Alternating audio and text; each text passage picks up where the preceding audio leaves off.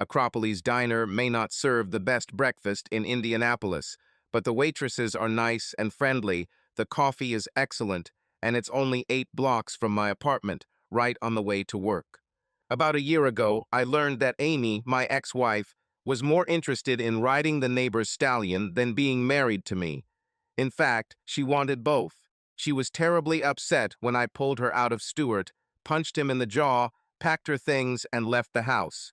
We divorced 4 months later, despite all her attempts to assure me that it didn't mean anything, that I was the only man she loved, that she was just a little bored, and so on and so forth. When the rage of being betrayed by a woman I really loved passed, and then I slept with others a couple more times and realized that her betrayal was her problem, not mine, it turned out that I wasn't really bored at all. But I was used to having someone prepare a hot breakfast for me, and so Acropolis became a daily part of my morning ritual before work. There I got my daily dose of cholesterol and coffee, read sports news and the Star's opinion column, and flirted a little with Iris and Debbie, 2 of the morning waitresses. They were both cute, both married, and enjoyed flirting back. We all knew this would lead nowhere. One morning, my musings about the troubles of the Reds, a team I had rooted against my better judgment since I was a child in Cincinnati, were interrupted by a hushed but lively conversation in the next booth. One woman sounded depressed, and her friend tried to console her. "You just don't know what it's like, Katie." Her voice choked, as if she was about to cry. "Crowds of men think that I am just a body, not even a person. I get harassed 50 times a day, and I'm the loneliest person in all of Indiana." "Come on, Tommy, it's not that bad. You've had more boyfriends than all my friends combined, and some of them were nice. Like, what about that guy Scott? He's a really handsome guy, and he was definitely crazy about you when we went to dinner. This bastard, do you know what he did? He was so sweet, so caring and gentle until he dragged me into bed.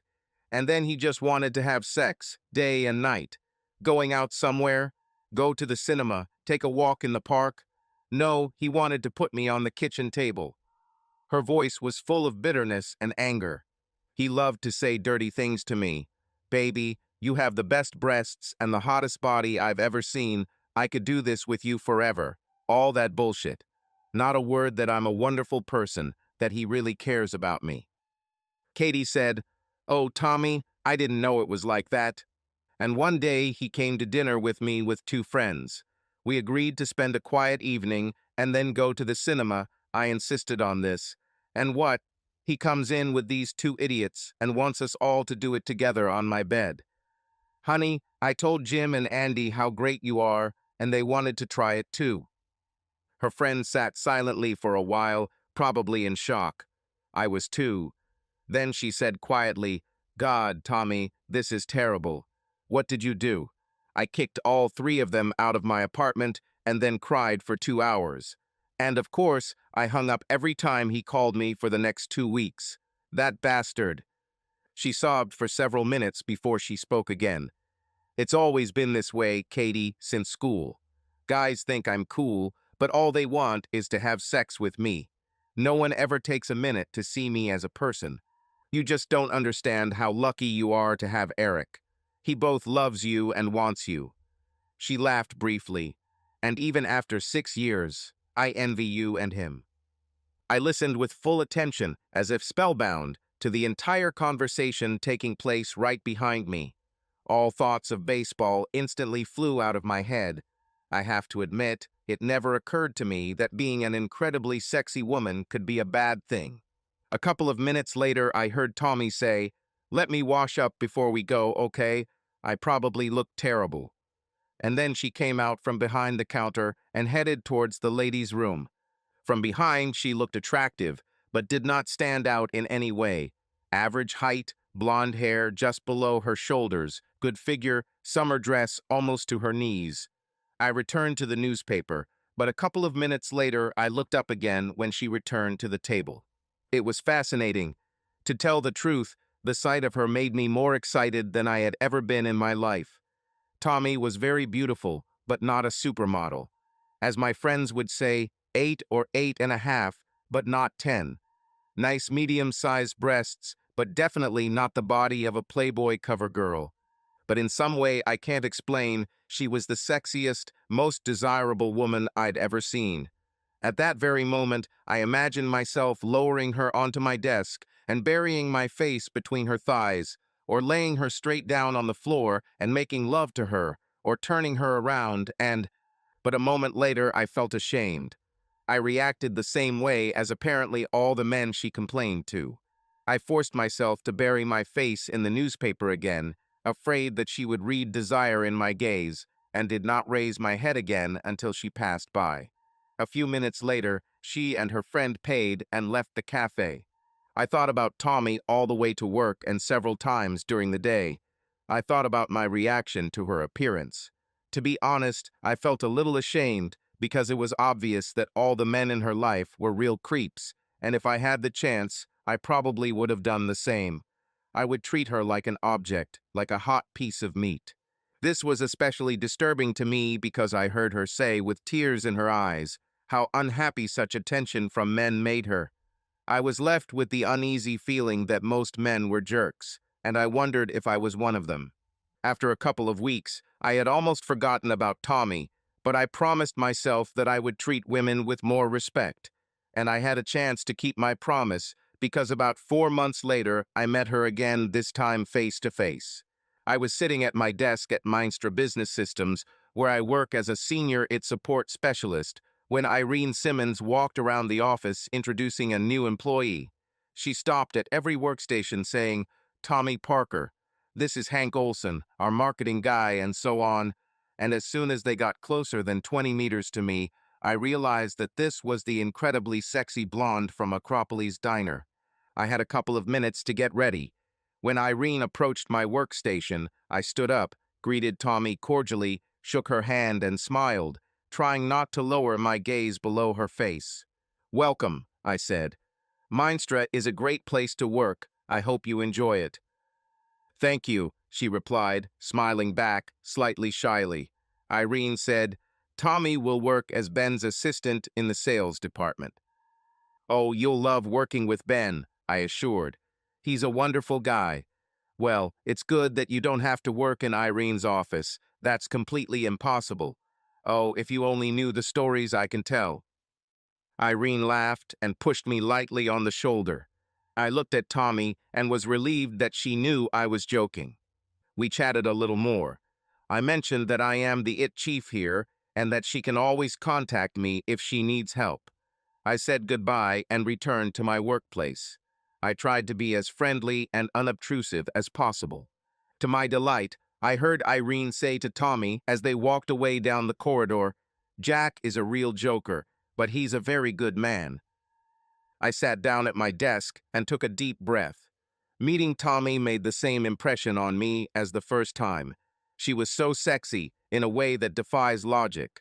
If she came up to me and whispered, "Quit right now, and I'll take you home so it can be just the two of us," I would quit in 5 seconds. But I kept remembering the conversation I overheard in the cafe, where Tommy was talking about her absolute sadness at being seen only as a sex object, and I was determined to prove to her that there are men who can be friends without any hints and expectations. Perhaps I would have remained just a casual friend to her, but I was going to be the kindest and most unobtrusive friend I could be. Ben's office was at the opposite end of the office, so I didn't see Tommy that day or the next.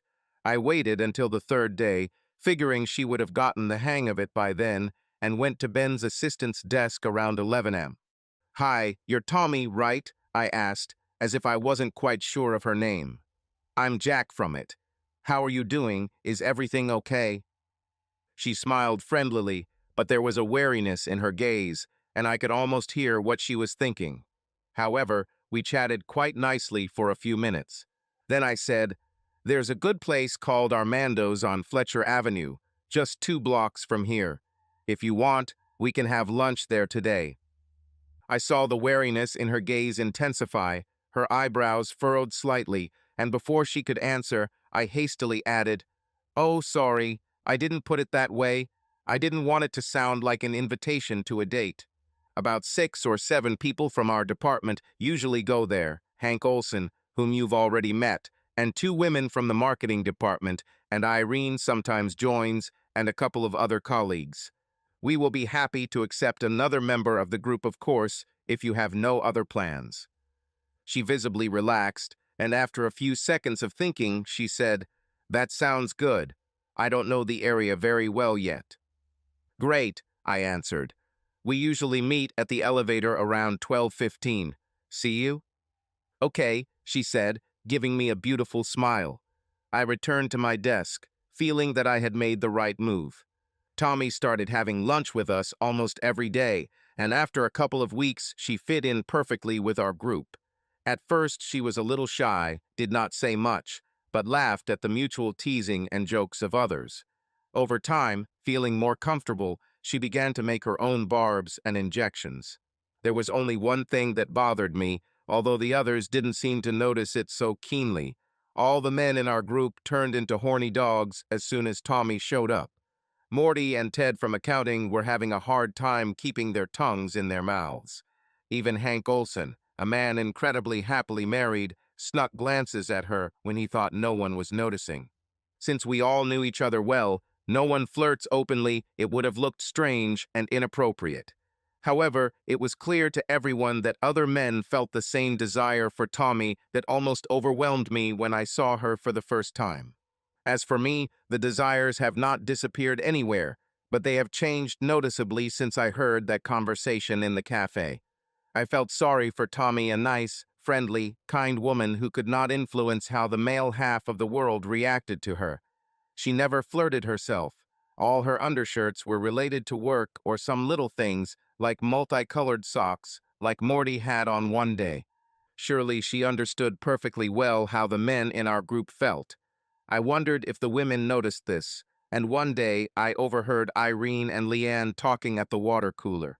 "I just don't see anything special about her, that's all," Leanne hissed. "She's cute, I guess, but why does it drive all men so crazy?" Leanne was 42 years old, unmarried, and sometimes sarcastic. Irene replied soothingly, "I understand what you're saying, Leanne, but I don't think it's Tommy's fault. She's friendly but dresses so conservatively, and I've never seen her flirt with any of them. Also, have you noticed that she always sits facing the wall so that all the men in the cafe don't stare at her?"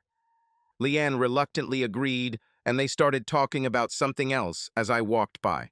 A couple of days later, I walked into the men's room and saw Morty and Ted washing their hands next to each other, and I immediately knew who they were talking about. "I just can't believe how much she turns me on. It's like I've never seen a woman in my life, honestly." "I know," Morty agreed. "It's almost awkward. Did you succeed in anything?" "Nothing.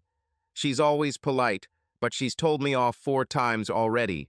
No dinner, no movie, no walk after work, nothing. Maybe she's into girls." They both laughed, and Morty added, "Damn, that would be a waste." "Hey, Jack," he said, turning to me. "Did you manage to achieve anything with Tommy?" "No," I answered, trying to look indifferent. "I didn't invite her, although, I admit, she is pretty." "Cute! She is a dream come true," Ted almost shouted at me. "She's the hottest woman I've ever seen." I laughed and said, "Thanks for this picture, Ted. Maybe you can propose to her and she'll save on dry cleaning." When I left the toilet, they were still discussing her. My intention to remain a good guy, to show Tommy that a man could be friendly and warm without wanting to get her into bed at any cost, did not mean that I did not want it. But over time, this desire began to change. She was still incredibly sexy, but after a few weeks I seemed to get used to it and no longer felt that frantic thirst. More and more I began to appreciate her as a person. I thought about what a good, caring person she was and how pleasant it was to just be around her. Sometimes I asked myself, if she weren't so attractive, would I feel the same? I asked myself this question more than once, but never found a clear answer. I noticed how involved Tommy was when Irene's mother died unexpectedly, for example, and how willingly she stopped what she was doing to take her out for coffee.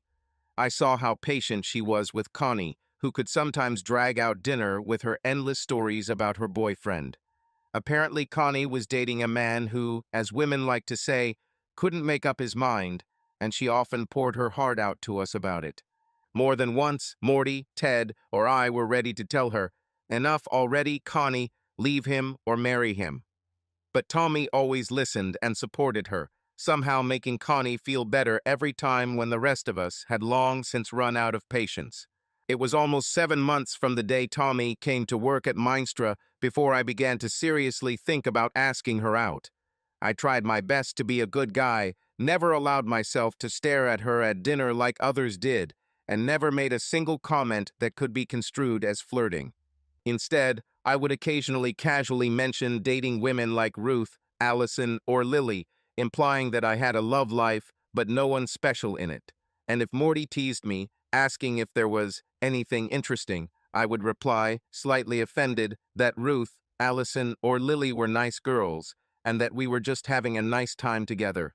Thus, I tried to create the image of a completely normal and at the same time decent and restrained person, not a typical worried man, and I wanted Tommy to see me that way, so that her opinion of me wouldn't change. I was waiting for the right moment to do something special. One day, Tommy mentioned over dinner that she played the violin as a child, and although she later gave it up, she still really loves music. So I wrote to my friend Nick, who lived in Minneapolis and was a real classical music fan, asking him to look at the Indianapolis Symphony Orchestra's schedule and recommend a concert that the former violinist might enjoy. Nick replied that the ideal choice would be a concert with a Brahms symphony and a Tchaikovsky violin concerto.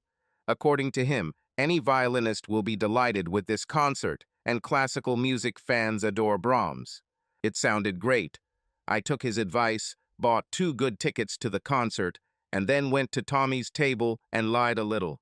When I approached, she smiled as usual, indicating that I should wait until she finished the phone conversation. Then she said, "Hey, Jack, how can I help you? Do you need to see Ben?" "No, Tommy, I would like to ask you a favor," I replied as calmly as possible, without hinting at any intentions or hints. "I have an aunt who is retired in Phoenix and not very busy.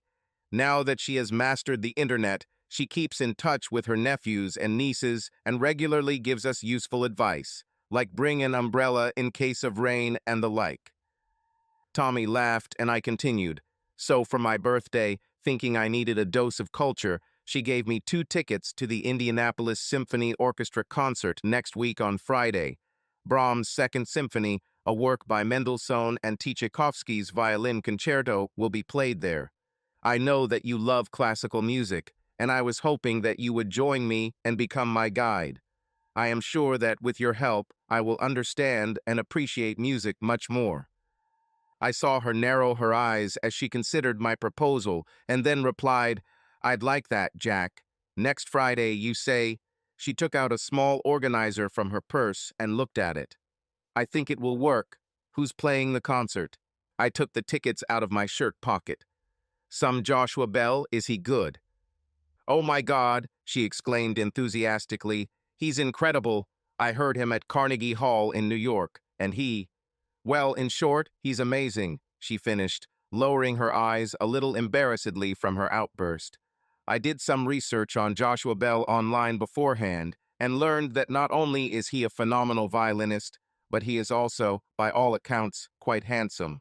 Apparently, Tommy noticed it too. We chatted some more, agreed to meet at the Hilbert Circle Theater, and I headed back to my desk.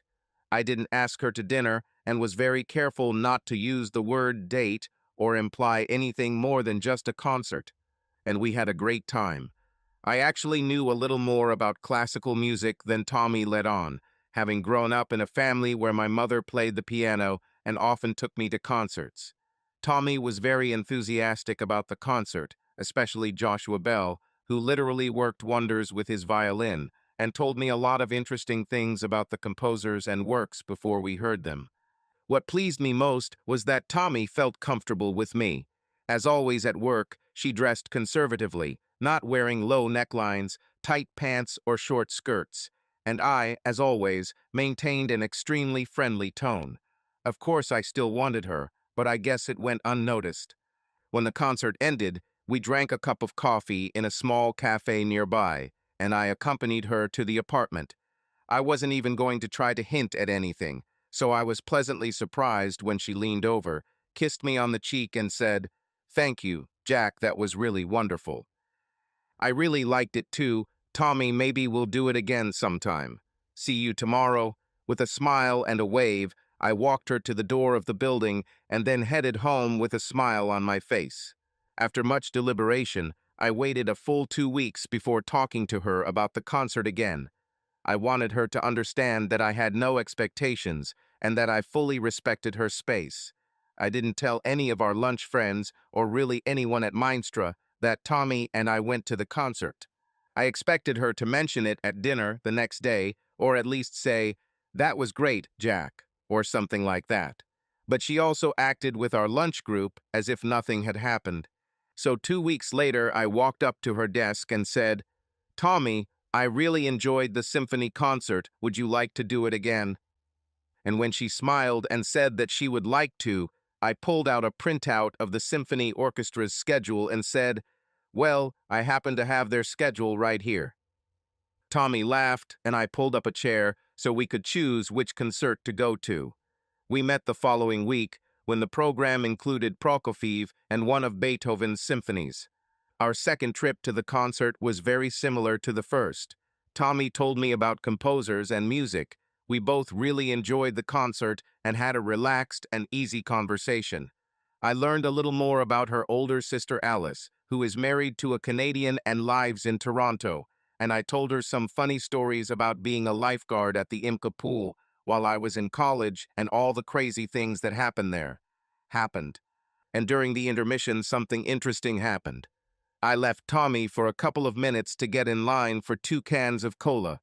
When the drinks were in my hands, I looked at the crowded hall and saw that some extremely handsome guy was talking to her. Since Tommy and I were not officially a couple, I knew I had to play it cool. I watched them as I made my way through the crowd. The guy was damn charming, but I couldn't understand how Tommy was reacting to him. When I finally arrived, I handed Tommy her Coke and said to him with a pleasant smile, "Hi, I'm Jack." Hello, I'm Renee," he replied, clearly unhappy that I had joined the conversation. There was an awkward silence for a moment, but then Renee continued with some story Tommy was telling, presumably to impress her. But realizing that Tommy was with someone, he no longer put the same fervor into the story, and after a couple of minutes he nodded to me, said a warm goodbye to Tommy, and left. I wasn't going to say anything, but Tommy rolled her eyes and said, "Someone here is clearly too impressed with themselves." I laughed loudly and replied, "And very interested in you. It seems to me he was definitely not happy about my appearance." She just sighed, a little upset, and said, "You know, sometimes I just get really tired of men trying to flirt with me all the time." This, of course, is flattering, but over time it begins to get boring. I had to make a decision quickly. My first instinct was to say, "Well, no wonder guys are trying to hit on you. Tommy, you're beautiful." But I didn't want to flirt. I wanted to be sincere, kind, and, most importantly, not put pressure on her. So I decided to make a joke. "This is strange," I said, trying to put on a thoughtful expression. "Guys almost never flirt with me. Well, maybe a couple of times in the gym." I deliberately cut off my sentence, pretending to be puzzled, and Tommy laughed. She laughed so hard that she almost spilled her cola, and I laughed along with her. It was a nice moment. At the end of the evening, I walked her to the apartment, and like the first time, she kissed me on the cheek. I don't remember ever ending a second date without an actual kiss, except maybe when I was 15. But things were going the way I wanted, and I wasn't about to rush things or pressure Tommy. And 3 days later, I realized that I did the right thing. Tommy called me this morning and asked me to stop by her desk before we went to lunch. When I arrived, she was holding the symphony orchestra concert schedule in her hands. "How about the Rite of Spring this time?" she asked immediately. "This is Stravinsky, right?" "Well done," she answered. "And there will also be a piano concerto by Bartok, which is a little dissonant but very exciting." We agreed on a date, and I said, I'll order tickets right after lunch. Listen, Jack. Tommy suddenly looked a little unsure. You bought all the tickets yourself. Well, I laughed. My aunt paid for the first ticket. Yes, but then you bought them yourself. So I thought, maybe this time I'll cook dinner for us dinner. Of course, I said. This will be great. I eat everything. Filet mignon, caviar, fresh lobster. She laughed and slapped my hand. I was thinking about pork and beans from a can. Does it suit me? Will you have sauerkraut or bring it? When I arrived at Tommy's house, I noticed that she was a little nervous, which made me happy.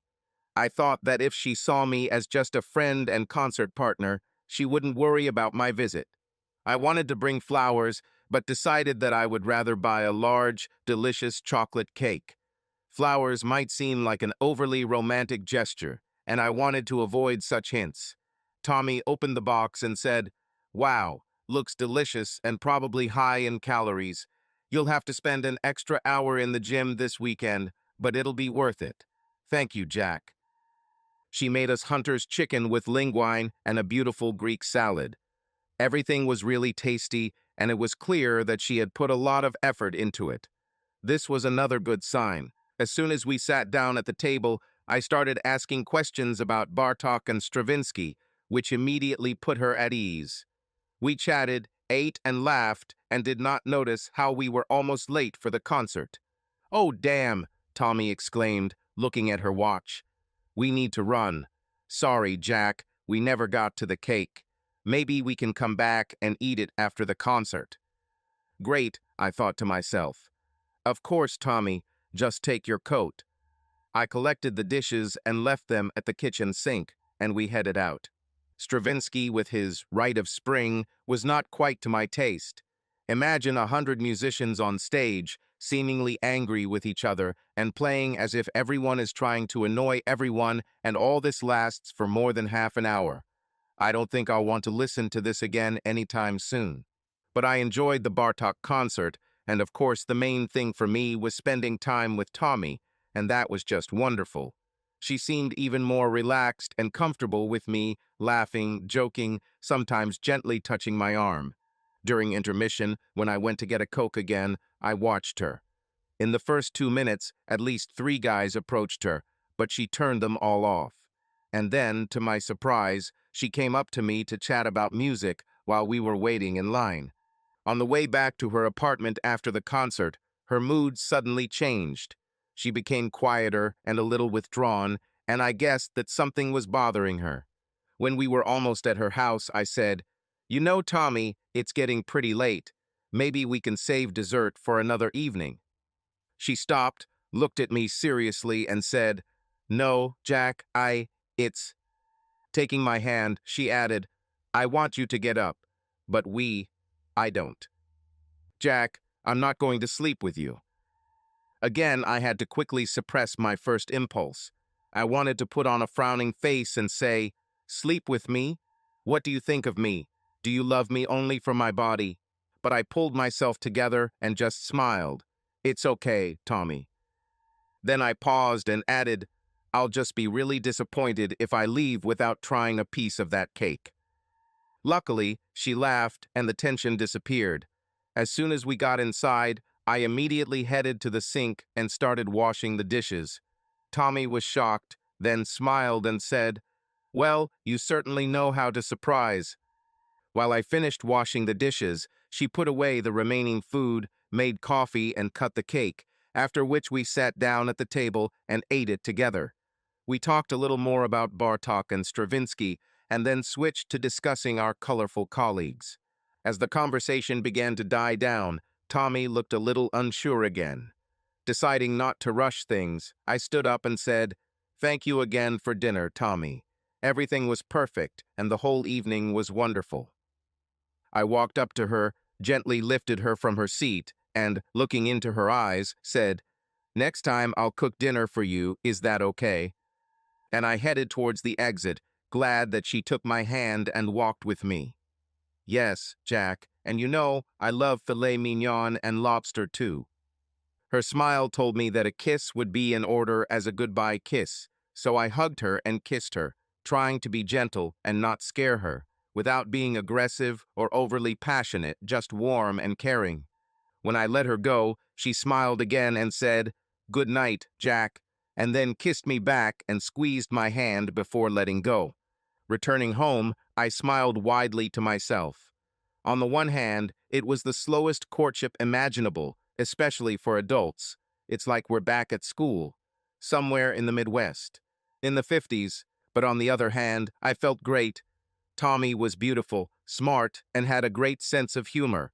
And she was damn attractive and seemed interested in me, if a little wary.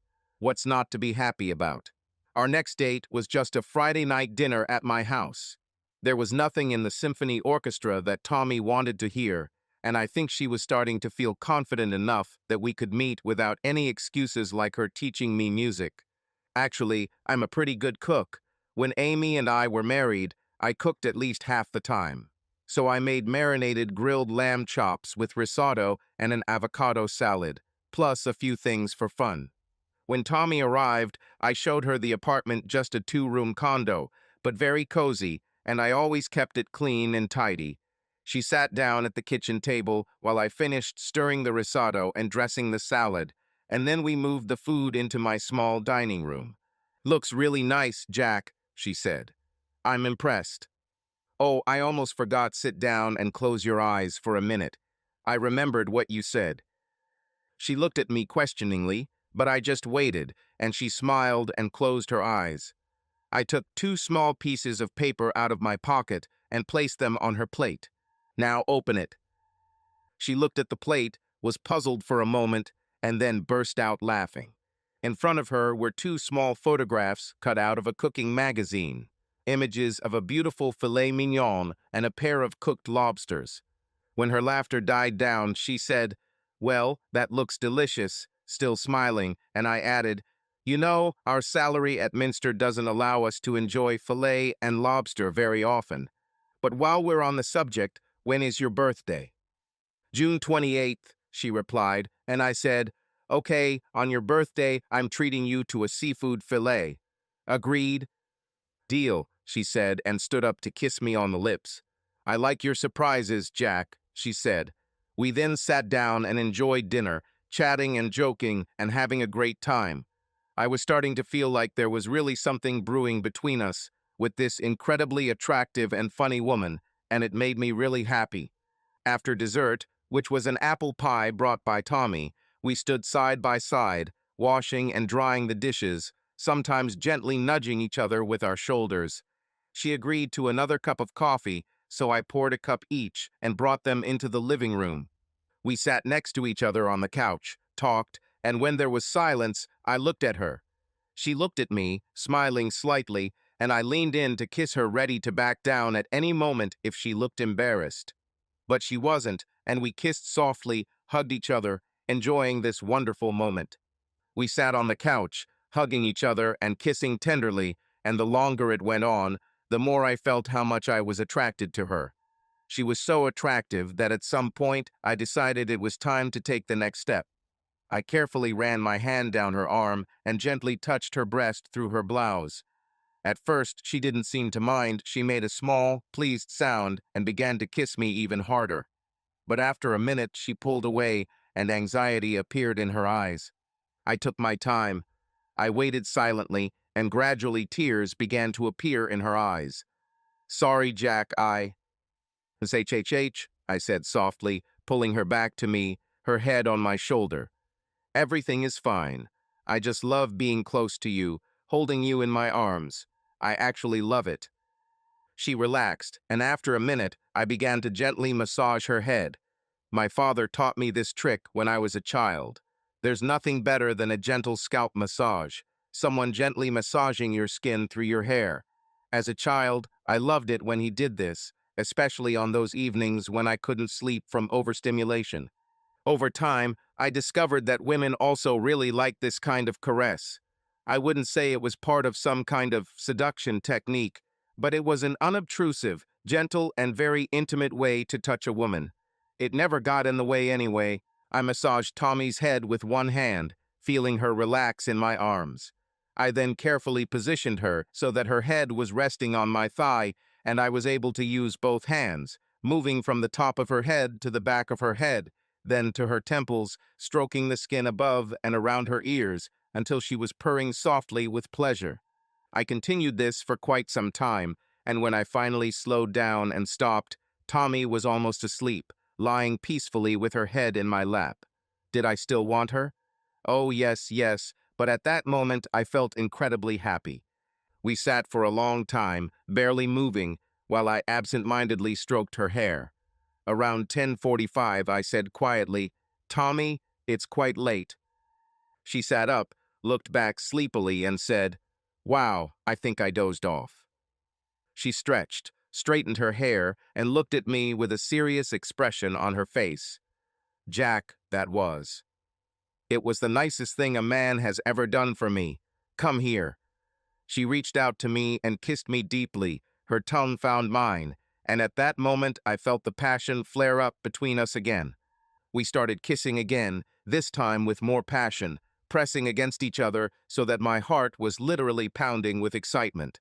She stood up, pulled me along with her, and we continued to hug until she suddenly said, "Do you know when you showed me the apartment, Jack?" "Yes," I answered, not quite understanding what she was getting at. She smiled and said, "I still haven't looked at your bedroom. Do you think I could take another look?" What can I tell you about Tommy's first night in my bed? On the one hand, it was the same as most first nights. On the other hand, she was simply incredible. We didn't do anything unusual. We slowly undressed each other, lay down on the bed, touched, kissed, caressed each other, and in the end, made love. I can't say that it was some kind of wild passion, but I wanted it for so long that I was literally desperate with desire. When I began to caress her, kiss her breasts, and she gasped with excitement and pulled me towards her, it seemed to me that the feeling of her body was something incredible, like a miracle. We paused briefly to put on a condom, which can sometimes ruin the mood, but this time everything was fine. I was so excited that I could hardly contain myself, and despite my best efforts, I did not last as long as I wanted. When it was all over, and I lay next to her, catching my breath and smiling at her relaxed, contented face, I wanted to say, "You have no idea how long I've wanted this moment." But I restrained myself and simply said, "Tommy, you are so beautiful. I'm so glad you're by my side." She smiled, kissed my shoulder, and snuggled close to me. Tommy stayed the night, and we made love again sometime in the middle of the night. This time it wasn't as fast and passionate, but it was still wonderful. We kissed tenderly until we fell asleep, clinging to each other. The next morning, I returned to the bedroom with 2 cups of coffee, wearing only my boxers. Tommy opened one eye and smiled. "Oh my God, this looks good," she said, and I responded, "Me or the coffee?" "Both, but I meant coffee," she replied. We sat next to each other, enjoying a drink, leaning against the head of the bed. I said, "What are your plans for today? How about we have a picnic and go to Brookside Park?" Tommy's face suddenly took on a strange expression that I couldn't read. She said, "Jack, can I take a shower and then we can talk?" I brought her a towel and my robe, and also asked her what she wanted for breakfast. When she came out of the shower, fresh and fragrant, I set the table. Scrambled eggs, English muffins, orange juice, and more coffee. I was hoping she would ask me if I wanted to marry her right now, but she just said with a smile, "Wow, how beautiful." "Get started, I'll be right there," I said, took a quick 3-minute shower, put on shorts and a t-shirt, and hurried back to the kitchen. "So," I said as we ate, "how about a picnic? Or maybe you want to do something else? Bicycles, movies?" The strange expression appeared on her face again, and she said, "You know, Jack, I'm not sure I'm ready to spend the whole day together." I must have looked puzzled. She sighed and said, "It's quite a long story, and I'm not ready to tell it yet, if you don't mind. Let's just say, I'm a little cautious. I've been burned before when things happened too quickly, or when men turned out to be not at all what they seemed." She paused, as if she didn't know how to finish her thought. I smiled at her. "It's okay, Tommy. We'd better move slowly and do it right. But listen to me for a minute, okay? She realized that I was serious and looked me straight in the eyes. Yes, Jack, of course. What do you want to say? For me, this was not a fleeting relationship, and I was not just trying to get you into bed.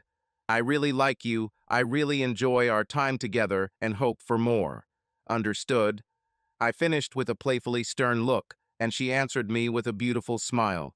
That's right, sir, she responded, giving a military salute.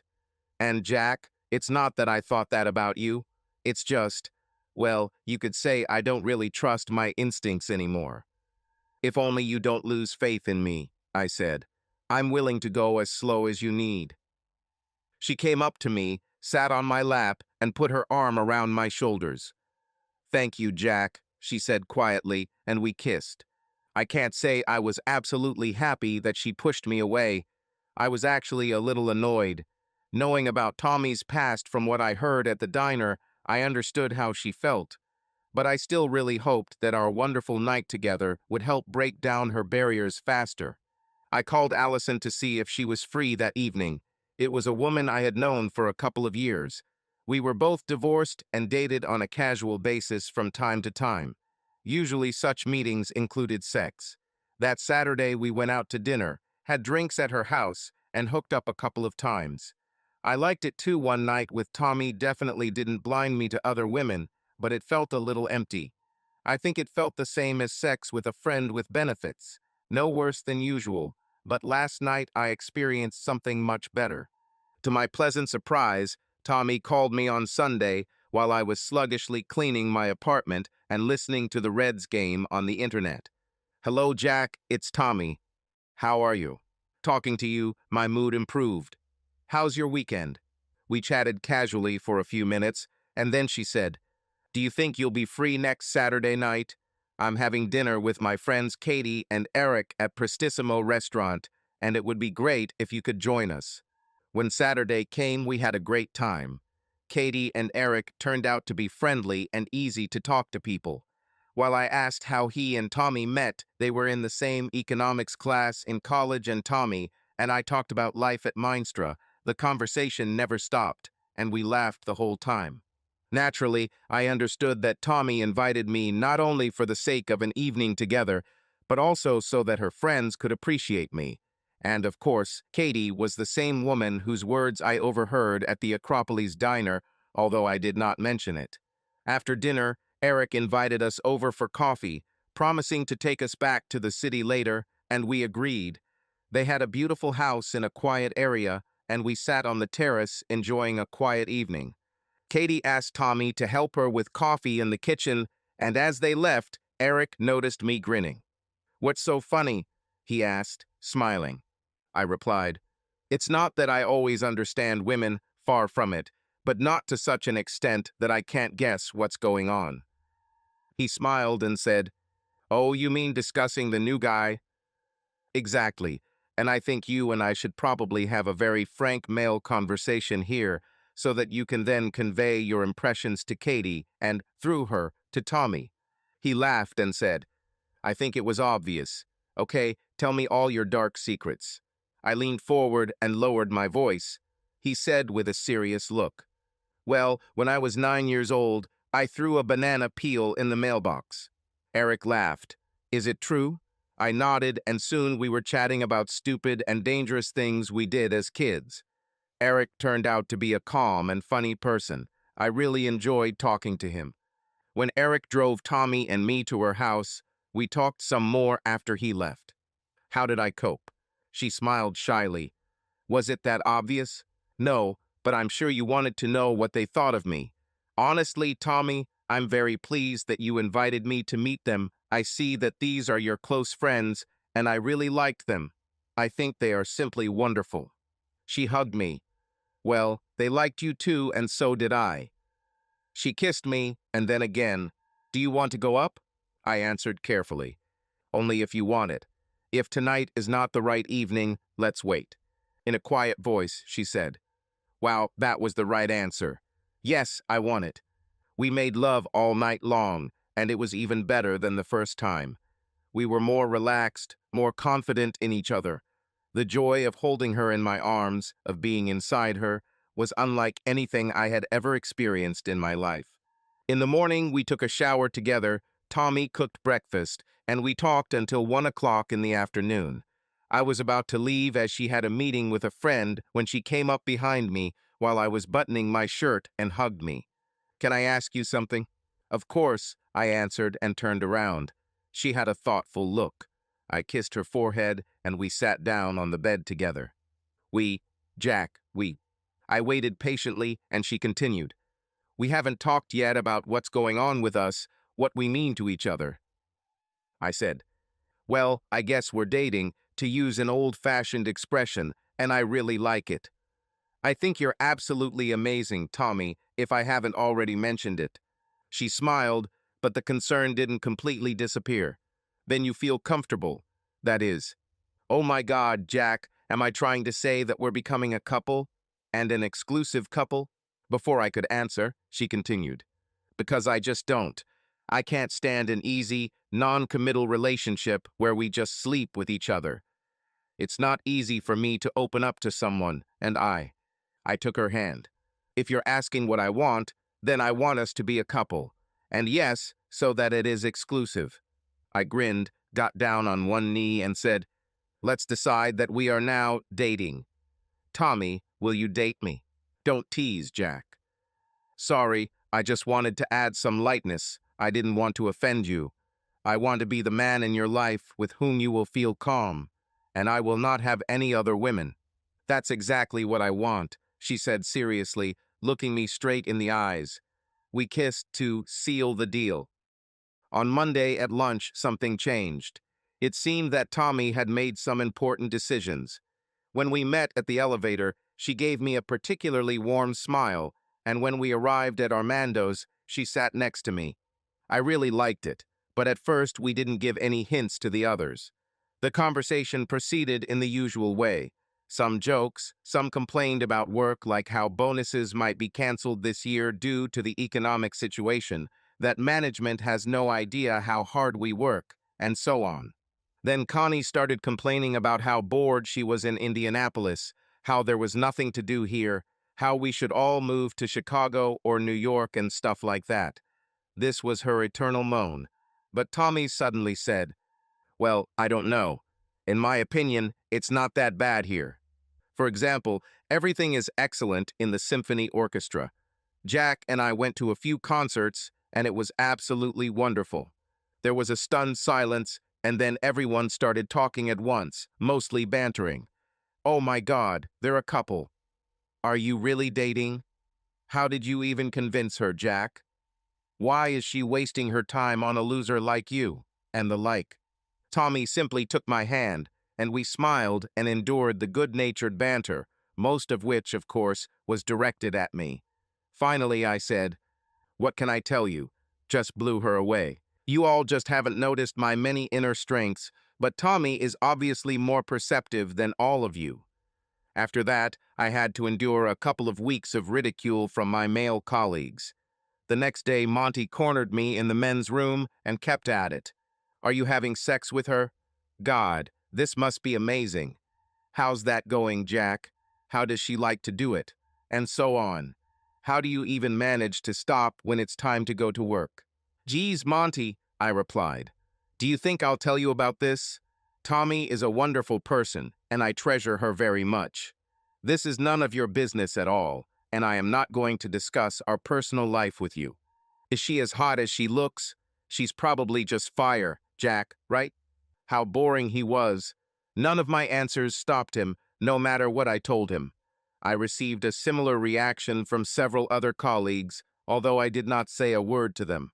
I can say exactly how long this honeymoon lasted, 7 weeks. And they weren't just good, they were amazing. Tommy and I spent a lot of time together, maybe 3 or 4 nights a week between her and me. We were inseparable most weekends. We went out to dinner, rented bikes, and rode around the neighborhood, met up with Eric and Katie or other friends, went to the movies, and just talked. We did everything you do when you're head over heels in love, everything you do when you start to really fall in love with a person. We may have even held hands and ran across the field in slow motion with our hair blowing in the wind, but I don't remember exactly. We had sex a lot. Tommy was not a savage. She didn't scream, "Take me harder with your huge size, stud," or something like that. Our intimacy was sometimes tender, sometimes passionate and uncontrollable, but there was always some kind of tenderness in it. I think it came naturally to her. That's the kind of person she is. And for me, because I fell in love with her. I wanted to be affectionate and careful with her. It didn't matter if I was stroking her head, we were making love with her legs on my shoulders, or I was caressing her to drive her crazy. Everything was great. The feel of her skin, her smell, her touch, everything was fantastic. I've always loved giving nicknames, so I started calling Tommy Tap, short for Tommy Ann Parker. I wouldn't do it if she didn't like it, but she didn't seem to mind. Sometimes I'd even say Tappy or Tapster, although most of the time she rolled her eyes at those options. For her birthday, I actually took her to a seafood and meat dinner. Eric and Katie joined us. We drank 2 bottles of champagne, ate our fill, and then took a taxi home. That night, Tommy gave me pleasure for the first time, and maybe it wasn't the best performance from a technical point of view, but it was very gentle and slow, and it drove me crazy in a good way. We hung out at my favorite bar a few times with Ruddy and Cliff, 2 friends I'd known since my college days. I warned them in advance not to go too far with dirty jokes, because Tommy was special to me and didn't like such things. But of course, this did not have the slightest effect. As soon as we sat down and I introduced her, Cliff immediately said, "Wow, yes, our guy seems to have gained altitude. Tell me, Tommy, how much is this idiot paying you for company? I'll double his bet." Tommy blushed, and I said, "Jesus, Cliff, shut your mouth, will you? It looks like you haven't seen a lady for so long that you've forgotten how to communicate." "Sorry, Tap," I turned to Tommy. "Actually, they are not such bad guys, but they are a little rough." "No more rude than you, Jack," Ruddy laughed. "Remember those girls from Tri Delta in 3rd year? They—" "Shut up, Ruddy. Now I'm blushing. There were no Tri Deltas, but I didn't know if Tommy realized that. Let's move on to more sophisticated topics, friends. Shall we discuss ballet? Have any of you seen The Nutcracker this season? To my great relief, Tommy relaxed and laughed with us. Ruddy and Cliff cut out the raunchiest elements of their jokes, although they certainly didn't skimp on the jokes at my expense, and the evening turned out to be fun. On the way home, Tommy joked about how charming my friends were, so I guess it was okay. As I said, everything was fine for exactly 7 weeks, until Sunday, early August, at about 2 o'clock in the afternoon. We slept in my apartment for a long time, made love, then cooked breakfast, and went grocery shopping. We were thinking of spending time reading the newspaper, and then Tommy was going to cook me dinner. She found an interesting recipe in the newspaper and wanted to try it. As I opened the door, loaded with packages, we heard the phone ringing. Tommy wanted to quickly come up and answer, but I said, "Forget it, dear. The answering machine will pick up." I placed the bags on the floor and went downstairs to pick up the last 2 that were left at the front door of the building. When I returned, Tommy rushed out of the apartment, angry and in tears. "Tap, what happened?" "You bastard," she shouted, her eyes sparkling with rage. Tommy ran down the stairs and out of sight. I threw the bags on the floor and ran after her, but when I ran out into the street, she was already leaving in a taxi. What the hell? I went back upstairs and entered the apartment. Apparently, it was all about that phone call, so I pressed the button on the answering machine. "Hey baby, it's Allison. I know Sunday is not the best time for fun, but I wanted to spend the day writing something big and strong. Do you think you have a minute for me? I'll be glad if you can squeeze me in, hee hee. Call me. Crap. Damn, damn, damn." I hadn't spoken to Allison in 2 months, not since the night a week before Tommy and I agreed to monogamy. I never contacted her, missed her, or even thought about her. But Tommy couldn't know about this. I called Tommy 5 or 6 times that day, but she didn't pick up. After the 3rd or 4th time, I left a short, discreet message. "Tommy, I swear Allison is just a random friend I used to sleep with on and off. I haven't seen her for more than 2 months since you and I decided to be together and not let anyone else into our lives. Please, I'm telling you the whole truth. Please call me back. She never called back, and my gut instinct was to go to her desk and talk to her on Monday morning, but I decided not to. I also skipped our traditional lunch meeting and ate lunch alone. But in the evening, I called Katie and had a serious talk with her. Thank God, she treated me well and seemed to believe my story. I'm so sorry that happened, Jack. As you probably know, Tommy has suffered greatly from men in the past, and it is sometimes easy for her to believe the worst. I know, Katie, and I feel terrible, but I really didn't do anything wrong. I love Tommy. I just didn't have time to tell her this so as not to put pressure on her. She sighed. Give me some time, Jack, okay? I'll try to talk to her at lunch, and then I'll let you know. But it may take me a few days.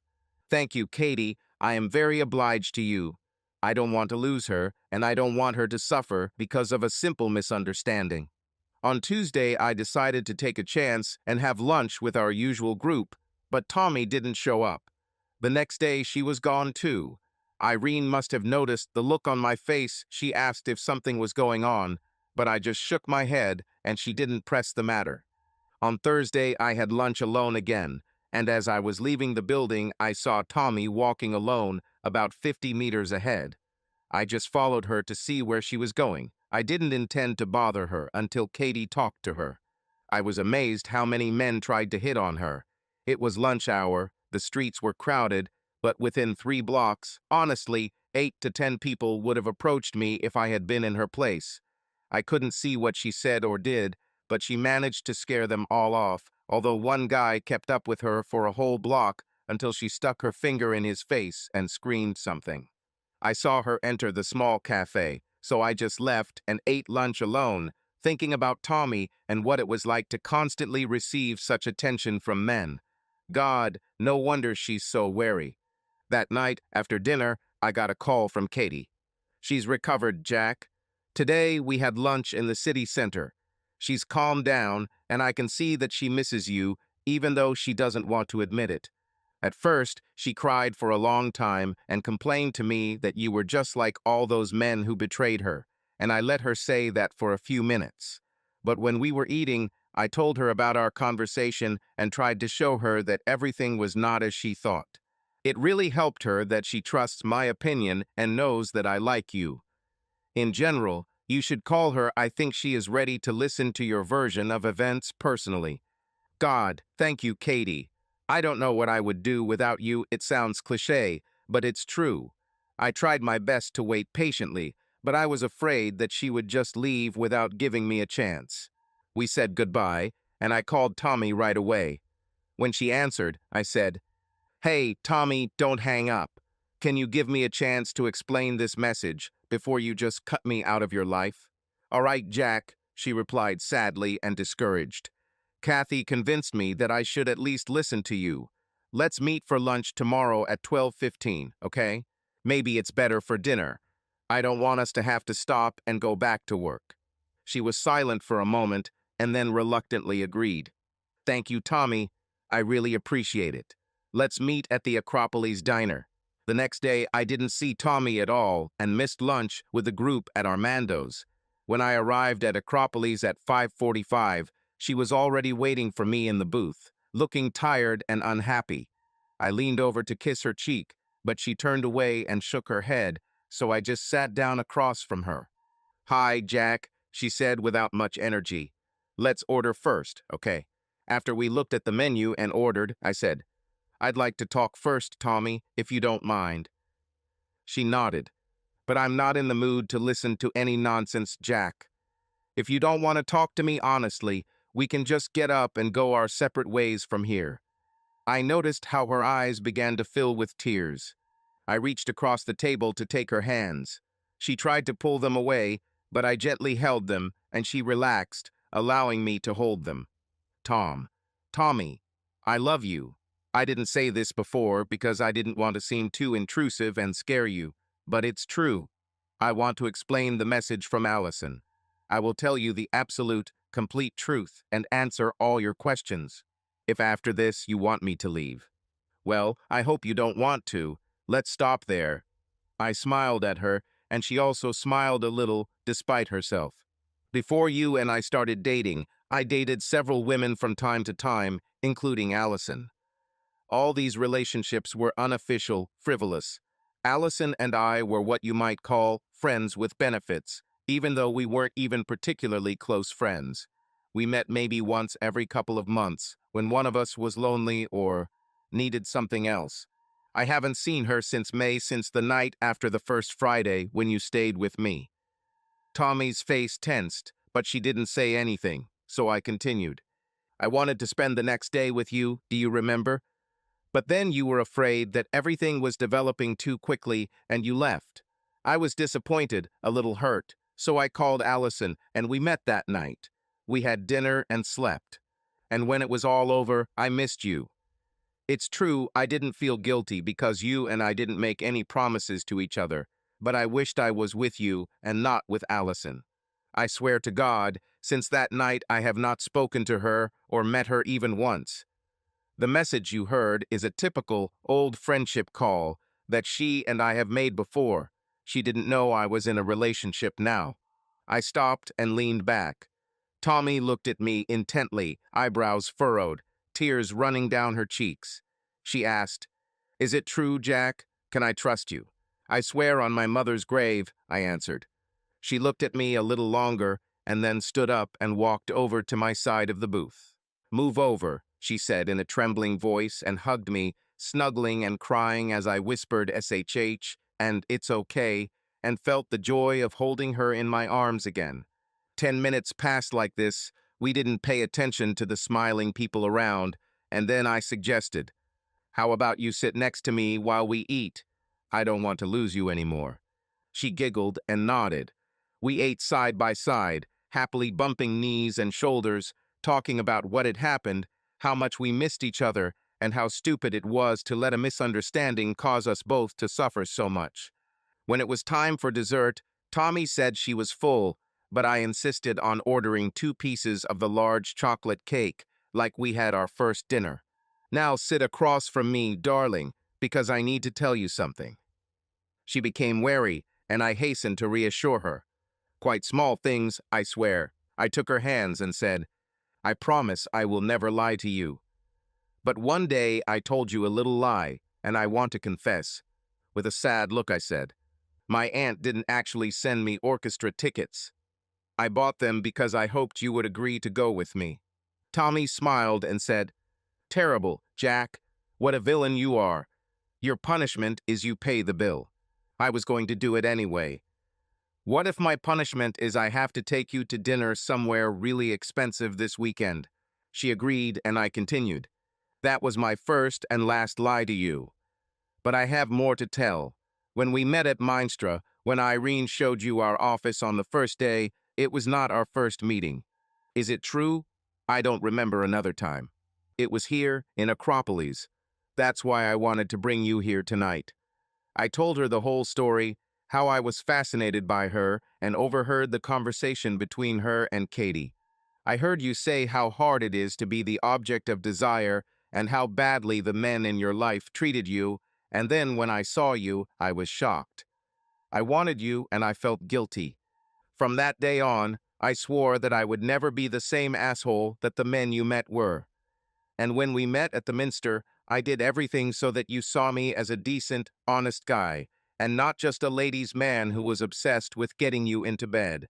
I didn't know if we would ever date or even become friends, but I wanted to be a pleasant, respectful, and kind colleague with you." She smiled at me.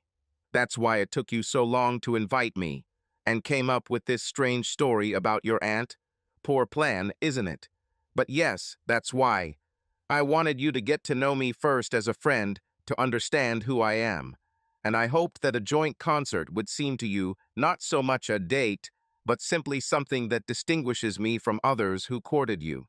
Tommy kissed my hand. "You know, honey, it worked. I didn't even realize you were such a ladies' man until it was too late, but now I'm in love with you, and apparently I'll have to live with it. This is Wait, are you in love with me? She nodded with a mock-serious expression on her face.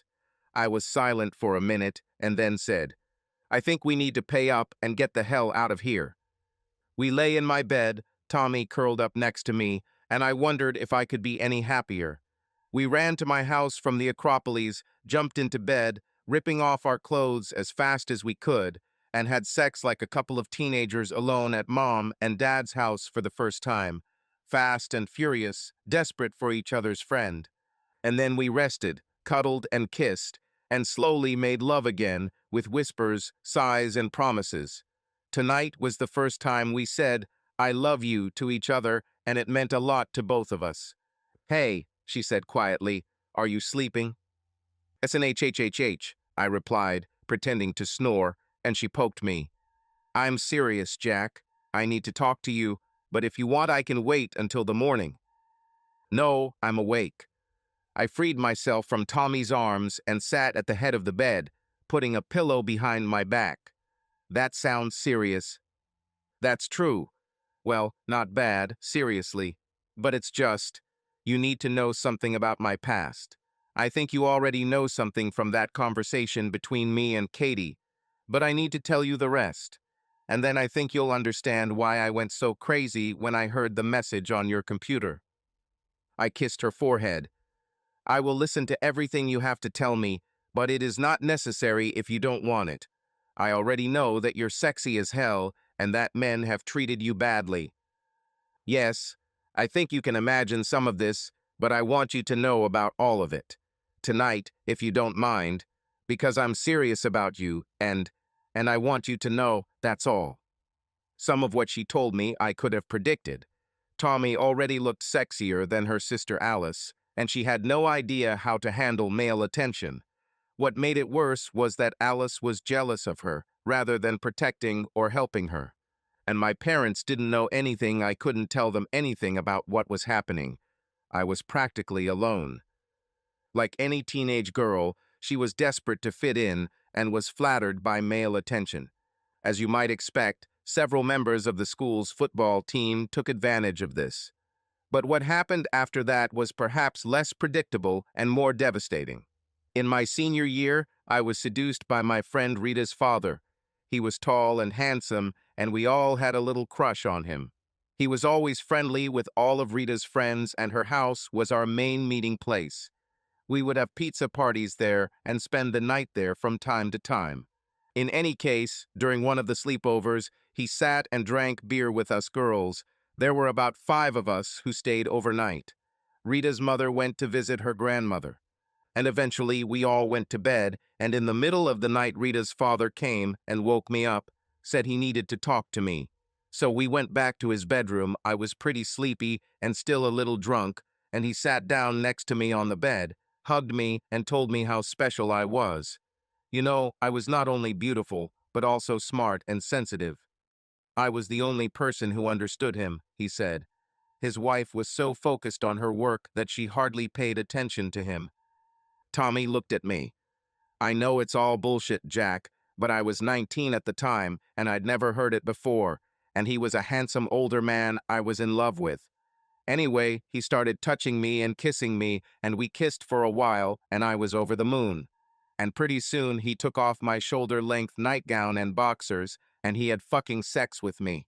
It didn't hurt because my virginity was long lost, and he was a grown man and knew what he was doing, so the sex was wonderful. We made love for hours, I guess I should say, had sex, but I thought we were making love, and early in the morning I snuck back into the room where the girls were. After that, we started dating whenever possible for about 4 months. I thought I was in love. Arthur seemed to be hinting that he wanted to be with me, and maybe he would get a divorce, you know. He never promised. I was such an idiot. Thank God he had a vasectomy because I didn't even think about birth control. We kept it completely secret, not only from his wife, of course, but also from Rita. We met in motels or sometimes at his house when Rita and her mom went to college. He liked being a sex guide for one person. A young, inexperienced woman. We had sex in different positions. He taught me everything. So one day I went there after school to do a little work with Rita, And when I rang the bell, her mother came to the door, glared at me, and punched me in the face. She called me a prostitute and told me never to come back. The next day at school, Rita wouldn't talk to me, and to make matters worse, she told everyone we knew that I was with her father. She was devastated, of course, but instead took it out on me about her father. I heard that her mom kicked him out of the house, and they got divorced about a year later. This time, even my parents heard about it because Rita's mom called and screamed at them. They were furious with me. I tried to explain that Arthur had seduced me. I think my mother sort of understood, but my father was so angry that he didn't talk to me for a month. And of course, the rest of my senior year in high school was a nightmare. The children made my life miserable, and even some of the male teachers considered me fair game. Tommy, with dry eyes and calmness, told me this terrible story. I think she's been crying about this for a long time, as much as she could. I held her close and said, "I'm so sorry, baby. This sounds absolutely terrible." She smiled and said, "Yeah, well, that wasn't that great. You've already heard most of it. I can tell you the rest pretty quickly." "Is there more?" "Oh yeah, college." She sat silently for a minute before continuing. "You remember how I transferred, right? I went to Ball State for a year and a half, and then graduated from IU?" I nodded. "Well, there was a reason for it. There were a few professors at Ball State who wanted to sleep with me. They tried the usual methods of seduction, but after Arthur, I had no trouble seeing through their bullshit. But there was also an accounting professor who tried to blackmail me in my second year. He gave me 2 Bs and a B on the first 3 sets of problems, and when I came to him during office hours to talk to him, he straight up told me that I turned him on and he wanted to sleep with me. And he said that if I didn't have sex with him, he would fail my course and I would lose my scholarship. Jesus, I said, I know these things happen, but damn. Yes, hell. Anyway, by this time I had become a little smarter. I told him I needed to think about it and I would be back next week at the same time. When I returned, I had a tape recorder hidden in my purse and 2 girlfriends standing right outside his door, which I had left ajar. I got him to talk about it again so he could say he was blackmailing me for sex, and then I arrested him. I went to the dean of the faculty with my note and my girlfriends to support me. He was fired a week later. "Well done," I said. "This bastard got what he deserved." Yes, but there was still a lot of noise. They tried to keep my name a secret, but rumors quickly spread and the student newspaper published a large article with my name and photo. So it was obvious that I needed to get out of there. I had good grades to transfer, so I applied to Indiana University and left the next semester. She kissed me and said, "Almost everything, the last part of Tommy's tragic story remains. I can listen to you forever, darling. I'm so sorry you had to go through all this. When I transferred to EU, I was sure that I had already seen everything. I was wary and suspicious like no one else. Guys still liked me, but I just blew them off. In the first 2 years, I probably had no more than 5 dates. If it seemed to me that the guy just wanted to get me into bed, even the slightest hint of this, he flew out. I never went out alone, always with my friends. One day, I was at a party with my friend Monica, and she saved me. Some guy slipped something into my beer, some pills. Monica was dancing with someone, but at some point she looked at me and saw 2 guys dragging me to the exit, half asleep. She screamed and rushed towards me, and these bastards just abandoned me and ran away. Thank God she was there. Since then, I always watch my drink when I'm in a public place. I just shook my head. Who is capable of doing this, drugging a girl in order to sleep with her while she is unconscious? How much of a scumbag do you have to be to consider this normal? But despite all this caution, I was burned again. There was one graduate student in chemistry in his last year, Rick. My roommate introduced me to him, he was her assistant, and she thought he was a great guy. We dated for a couple of months, and he did not insist on sex at all, constantly repeating, "When you are ready, dear." And finally, I relaxed and we started dating. And that was all he wanted, day and night. I barely had time to study. He had an apartment off campus, and I practically lived there. And after 2 months of constant pleasure and sex, he simply left me. Broke my heart, said it was fun, but he doesn't think we are meant for each other. A couple of weeks later, I saw him in a campus bar. He was kissing and hugging some girl, a brunette with large breasts. Again, I gently hugged her and silently consoled her, just holding her in my arms. In this last case, there's probably nothing special, she said. Just another guy turned out to be an asshole that happens every day. But this has happened to me so many times. After college, I dated a lot. I had a few boyfriends, but nothing serious. Many men simply disappeared when I did not agree to sex after a couple of dates. I'm 27, and I've only been in 2 serious relationships before you, Rick, and another creep named Scott about a year ago. I know about him, I said. You told Katie about him in the cafe. It's such a damn punishment to be sexy, she suddenly exclaimed. I look at myself in the mirror and see that I am attractive, in general beautiful. But I'm not a superstar. I'm not Angelina Jolie. Why the hell don't men leave me alone? Why do they think it's okay to come up and say something like, as soon as I saw you, I was immediately horny, or I want to take you to Las Vegas and have you sit on me all weekend? Seriously? I asked. Seriously. I heard all this and many other, equally rude, although less inventive phrases. You know, Tom, I said carefully, I also think you're beautiful and sexy. But I also think you're funny and smart and caring and incredibly interesting. And I like the way you cook and the way you talk about music and your ridiculous way of loading the dishwasher. I stopped after each sentence to kiss her neck, and how you leave socks in bed, and how you laugh at my stupid jokes. I stopped talking because Tommy had already started giggling, and I turned her head so we could kiss. We kissed for a long time. I love you, I said, and I'm not one of those scum, and I'll never treat you like that. I know that, she replied. After that dinner at Acropolis, our make-up sex, and Tommy's long story about what she had been through, our relationship only got better. She seemed to trust me more, and every minute we spent together made me happier, no matter what we did. I began to think seriously about marriage, but knew that I would not take this step without consulting my brother David. He was hardly ever around, so I had to wait until he came to visit and had time to get to know Tommy properly. And when I got his approval, Tommy and I got married. Considering everything that has happened since then, if I had known then what I know now, would I have married her? Ah, that's a question. My older brother David has been my idol since childhood, not only because he was 8 years older, but also because he was like the golden boy, a star on our high school lacrosse team in Ohio, surrounded by girls, and with an excellent academic record at MIT, where he was a double major, electrical engineering and international relations.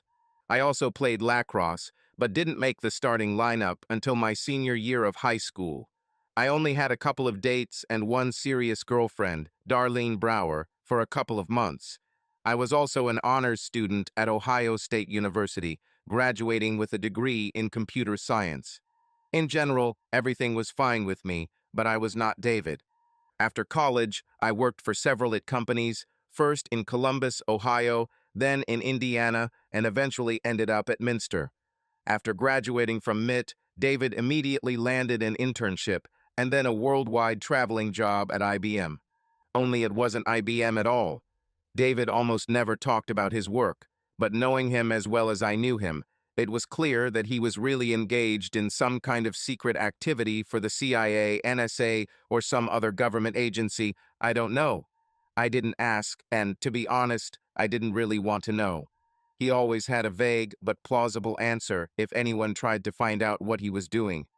All I knew was that he visited the United States no more than a few times a year, and I never knew where an email might find him.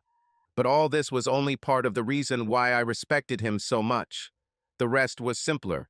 He was always a wonderful big brother, advisor, protector, and friend. We were different enough in age to not feel any rivalry.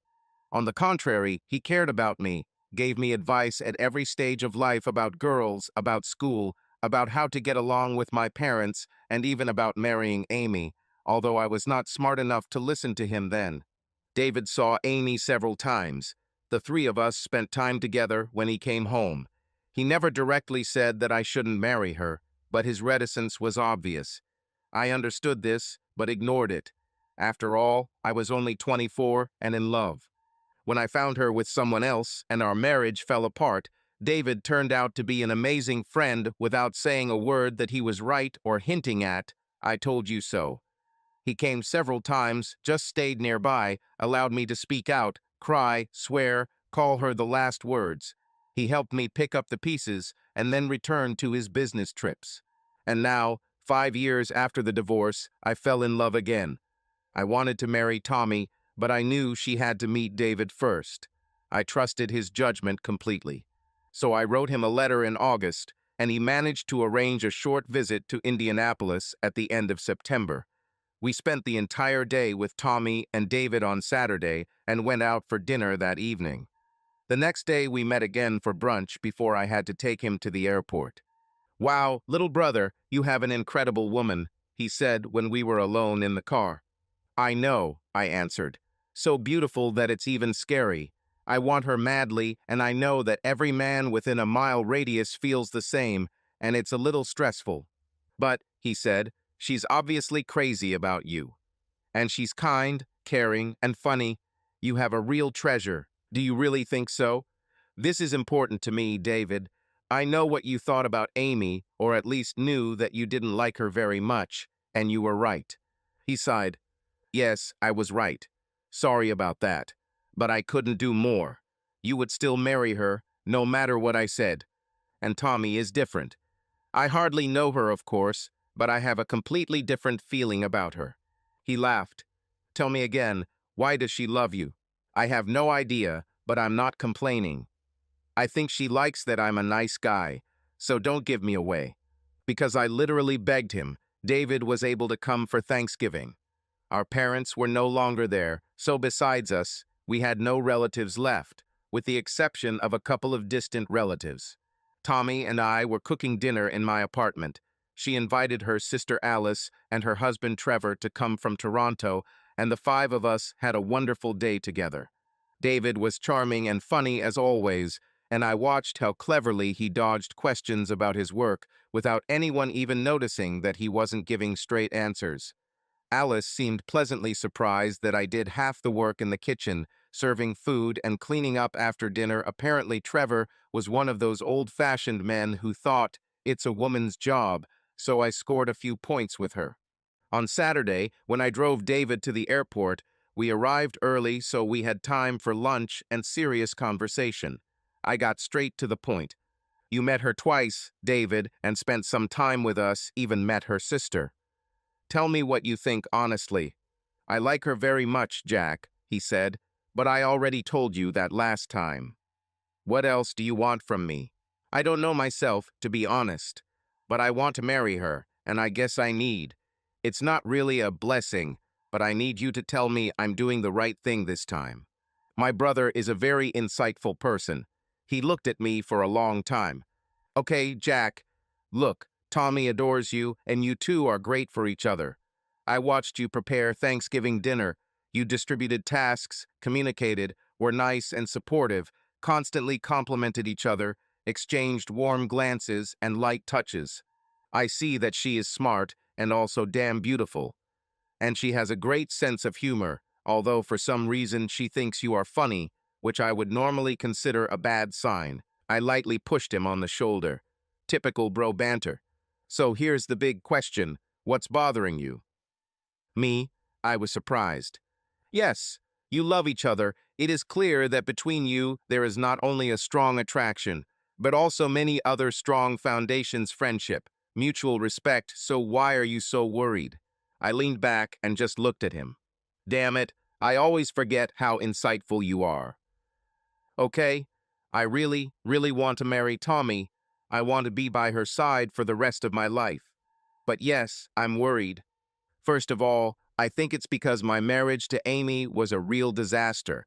It would hurt like hell to go through that again. Let me reassure you about this." David smiled. Tommy is not Amy. She's not selfish. She's not shallow. And from what I can see, she really cares about you. What else? Three things, I said. I've been making this list in my head for several weeks now, and everything except these three items is nothing. So, there are three left. Firstly, I'm afraid that over time she will stop wanting sex as much as I do. That was one of the problems with Amy, you know. At first we were like rabbits, doing this all the time. But after a couple of years of marriage, I was the only one who continued to want it once a week or so would be enough for her. I thought, okay, she just doesn't have as much of a sexual appetite as I do, and I accepted it, but I didn't like it. Until I caught her with a jerk. All in all, I would hate to go through that again. Secondly, I'm a little scared of her suspicion. I told you a little about how badly men treated her before, but you have no idea how terrible it was. We almost broke up after 2 months because of a phone message from my ex-boyfriend. It took the intervention of her friend Katie to get her to even listen to me. And I'm a little afraid that something like this might happen again, some innocent event might push her over the edge. So that's the second point. The last thing is how sexy she is. The men are all drawn to her, it's almost incredible. One day I was following her down the street, and I was amazed at how many guys tried to talk to her. It's not that I don't trust her, because I trust her. I know that she loves me and that she is not looking for others. It's just that if in a few years she gets a little bored with me or we have a fight, there will always be some gorgeous guy who will try his luck. One of the things I love about my brother is that he thinks before he speaks. I watched as he considered everything I said. We ate in silence for several minutes before he answered. Well, he said, about the first one. I'm the last person who can help you with this. I've never been married. I've never been in a relationship for more than a few months. Seriously? There is no Natasha hiding in Smolensk, or Anna in Azerbaijan, or maybe Louise in Venice. I'm impressed. Jack, you know more geography than I could have expected from you.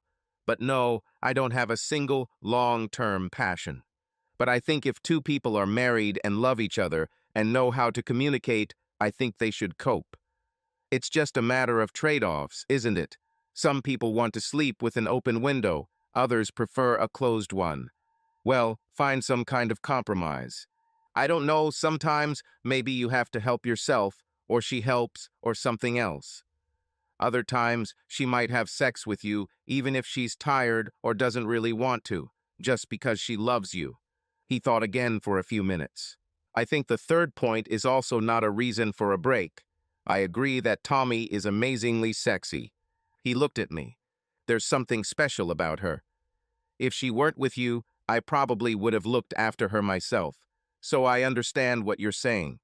But if she loves you and is happy with you, well, she's probably already seen all the possible tricks that men use to try to get her attention, and she's learned how to turn them off.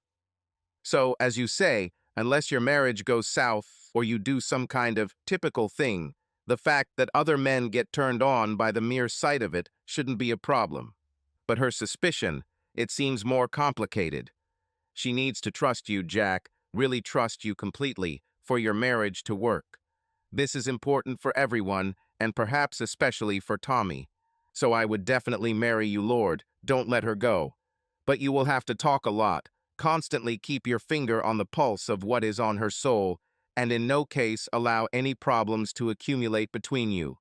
I would give this advice to anyone thinking about marriage, but especially to you too. And can you please plan the wedding for when I'm in town? And so it happened. We got married at the end of April. Katie and Tommy's sister Alice were bridesmaids, and I asked Eric to be my best man along with David, who was flying in from overseas for just 3 days. Everything went great, except that Tommy frowned when the priest said, "Do you agree, Thomasina Ann Parker?" She hates her full name, she just hates it, and will never let me use it, even as a joke. My favorite moment of the entire day came late at night, at the after-party, when about a dozen of our closest friends gathered in our honeymoon suite to open a couple more bottles of champagne. Everyone raised toasts, most of which were accompanied by jokes at my expense, and it was my turn. I stood up, slightly tipsy, and looked at everyone with a smile. I know you all know what I'm going to say. Something sickly sentimental about my new wife, how wonderful, sweet, caring, generous, smart, funny, and irresistible she is, and how I will spend the rest of my life trying to make her as happy as she makes me. Laughter, exclamations of "ooh," and sarcastic laughter rang out around. But before I get to that part, I want to raise a glass to Katie and Eric, Tommy's friends, and now mine, two people whom I respect greatly and whose sanity I will always appreciate. They are a rather unusual couple, very different, and it's hard to imagine how they stay together. A smile began to appear on my face, and the listeners felt that something funny was about to happen. Over the last 2 days, each of them took me aside and talked to me about Tommy, but Katie's words were so vague, while Eric's words were very specific. It was quite funny, actually. Katie told me how did she put it. Oh yes. Katie said I better take care of Tommy or she'll kill me. Pretty general warning, right? But Eric said, Jack, if you ever hurt Tommy, I will cut off your manhood with a rusty hunting knife. Laughter echoed throughout the room, and I raised my glass above the roar to say, to two wonderful friends and defenders of Tommy. Were we happily married? Yes and no. Yes, the first 4 years were definitely happy. At least I was happy almost beyond my wildest expectations, and I believe Tommy was too. But after that, over the course of a year and a half to 2 years, something began to slip away. Gradually, inexorably, and I couldn't stop it. Our honeymoon in Cancun was amazing. Coming home and living together as husband and wife was wonderful. Buying a house in the suburbs, just a few blocks from Katie and Eric's home, and decorating it together was amazing. It's difficult to describe without using banal cliches. Tommy made me happy and complete. I woke up every day with a smile, seeing her head on the pillow next to me, knowing that we would have breakfast together, go to work together, often have lunch together, and in the evening we would be home again, together. She was funny, supportive, unexpected, and gentle. She loved me, and she always showed it to me. And our sex life was great. It was not like some kind of acrobatic experiment or constant toys and extreme sports. Our lovemaking was like that of many married couples, at times energetic and fun, at other times calm and intimate.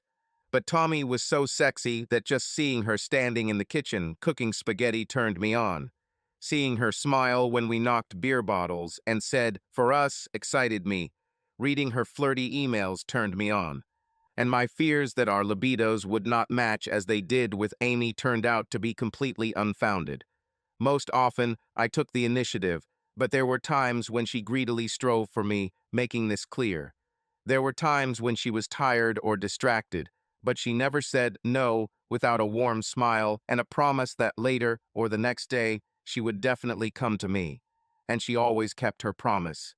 A few months after our second anniversary, Tommy turned 30 and her body clock started ringing loudly. I was almost 34 and ready too, so we began the exciting process of having a baby. It was fun at first, with planning and jokes about when and how often it should happen and in what position. But after a year, when nothing worked out, it became less fun and more like an obligation to make love at certain times. After a year and a half of fruitless attempts, it was time to get tested. The results were devastating. Although I was fine, Tommy had a rare form of uterine deformity that meant she couldn't carry a baby. Sometimes such problems can be corrected with surgery, but in her case, 3 different doctors said that this was not possible. I arranged for a few days off, and we went on vacation to a quiet resort in North Carolina. We slept a lot, especially Tommy. She was deeply depressed, walked on the beach, we hung out and talked. Sometimes she would just sit and cry and I would hug her. When she calmed down a little, I started talking about adoption. I don't know, Jack, she said after a long silence. I thought about it too, but I just don't know if I want this for us. I wanted to have your children so bad. She cried again, and I rocked her gently in my arms. I was sad too, but I wasn't as upset as Tommy. We talked again in the evening and decided that we would put off the issue of adoption for a few months and see how we felt after a while. It's not that Everything changed after we found out we couldn't have children, but something about Tommy did change. Gradually, we recovered from the initial grief and returned to our wonderful lives, but she became quieter, more thoughtful, and at times became very distant from me. We were still talking openly, and I knew she wasn't hiding anything. It's just that sometimes a feeling of sadness would wash over her, like a wave, and I could only wait for it to pass. Sometimes it lasted several hours, sometimes 3 or 4 days. One day in October, on the way home from work, she said, "Jack, I thought I might want to look for another job." "Oh, really? I like working at Mindstra, and I'm very pleased to see you so often throughout the day." She smiled and squeezed my hand. "But I'm a little bored, and after this whole baby situation, I think I need something new.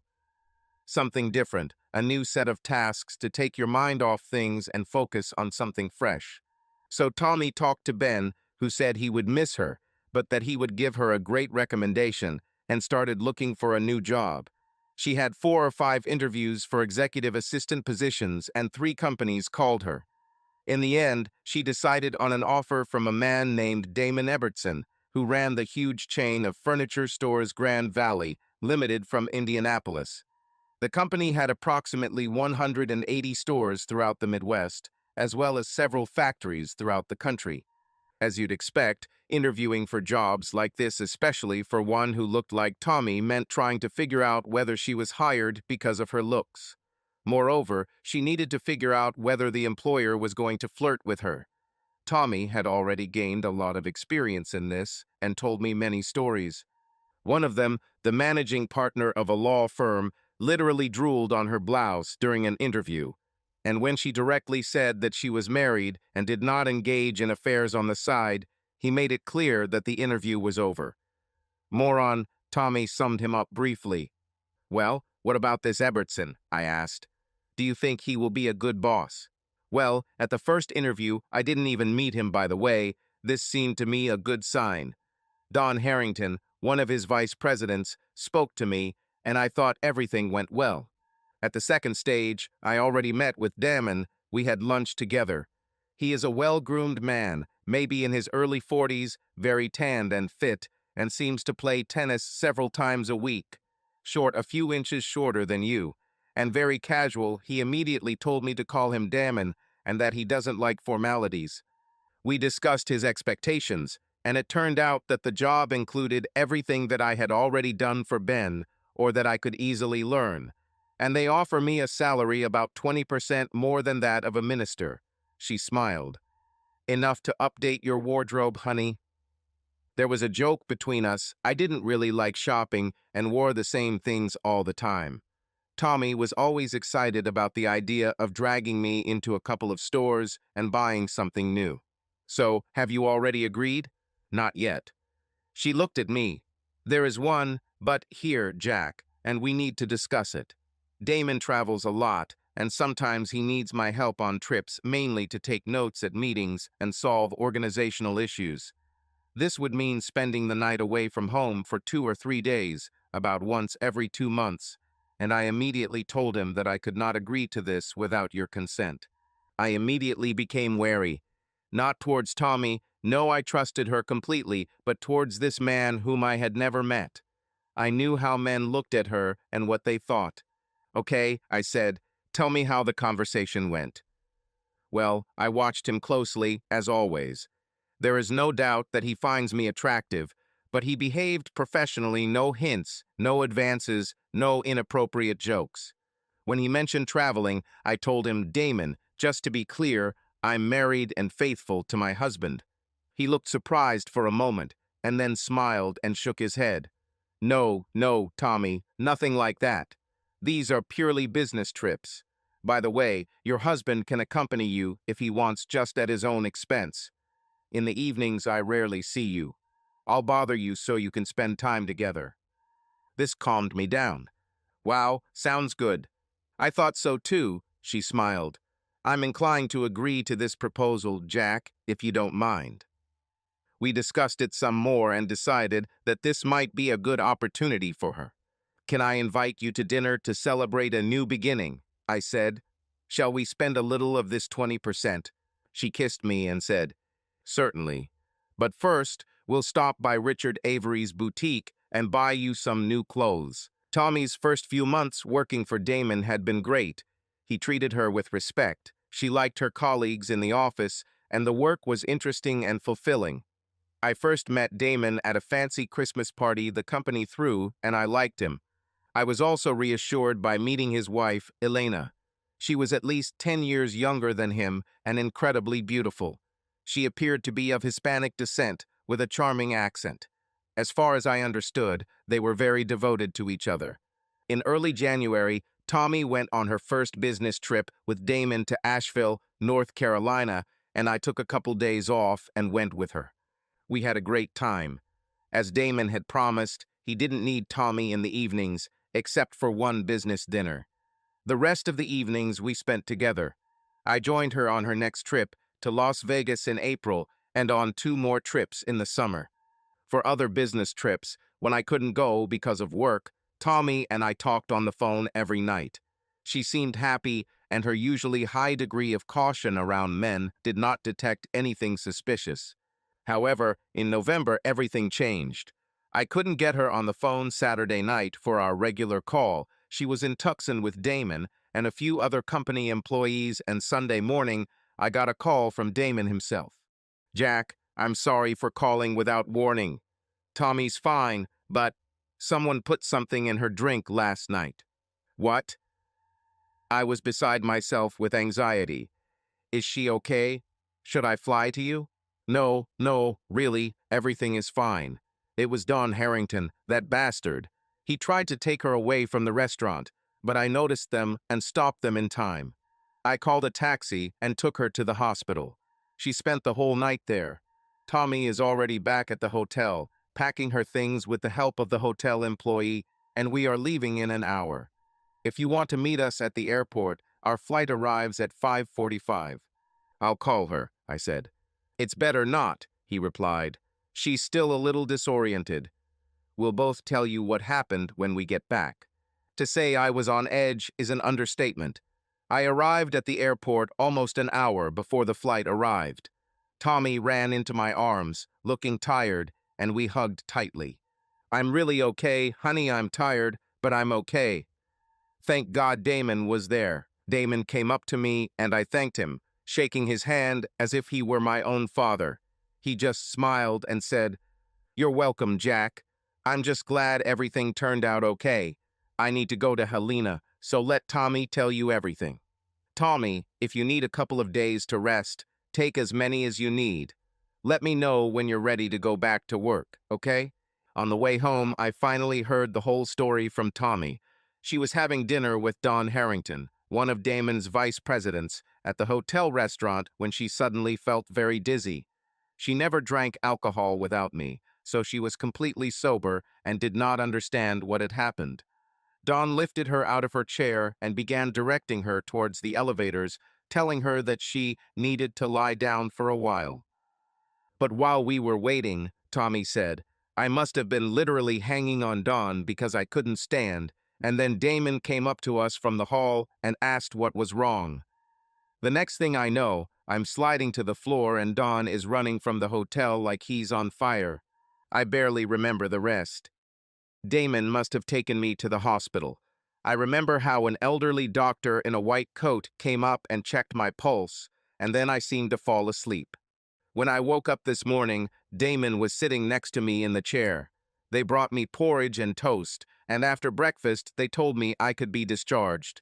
Damon drove me back to the hotel, where one of the receptionists helped me change and pack my things, and then Damon came back to take me to the airport. I fell asleep again on the plane, and by the time I landed, I felt almost normal. I made Tommy some soup and put her to bed. She slept for 13 hours, and the next morning she didn't want to hear about staying home. No, honey, I really feel good, and I sure as hell am not going to let that bastard Don Harrington rob me of my day. Besides, I want to see if he dares to show up at work and what Damon will say to him. Before getting out of the car, she added, You know, it's weird. I'm not naive, and I understand that these things happen. Remember, some idiot tried to do this to me in college. But I never would have thought it would be Harrington. When I first interviewed him, to be honest, I even thought he might be, gay, and he never tried to pester me before, didn't even flirt. She looked triumphant that evening when I picked Tommy up from the office. He fired him. Jack, you should have seen it. Damon called me into his office, and Don stood there looking miserable, and Damon just destroyed him.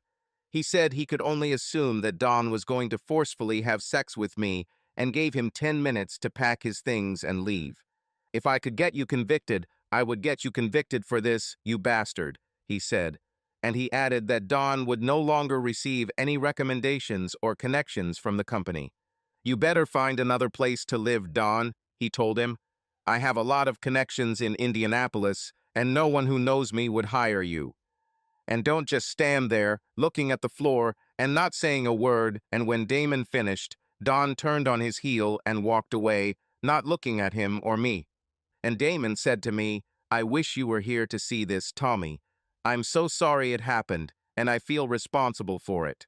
I never would have thought that he was capable of like that. Over the next few weeks, I was afraid to let Tommy out of my sight, even though it was probably stupid. She kept reassuring me that she was fine, that Harrington was long gone, and that she was being very careful now. I gradually calmed down, although on the next 2 trips to Miami and again to Asheville, I insisted on going with her. By Christmas, it seemed like we were back to our normal lives again.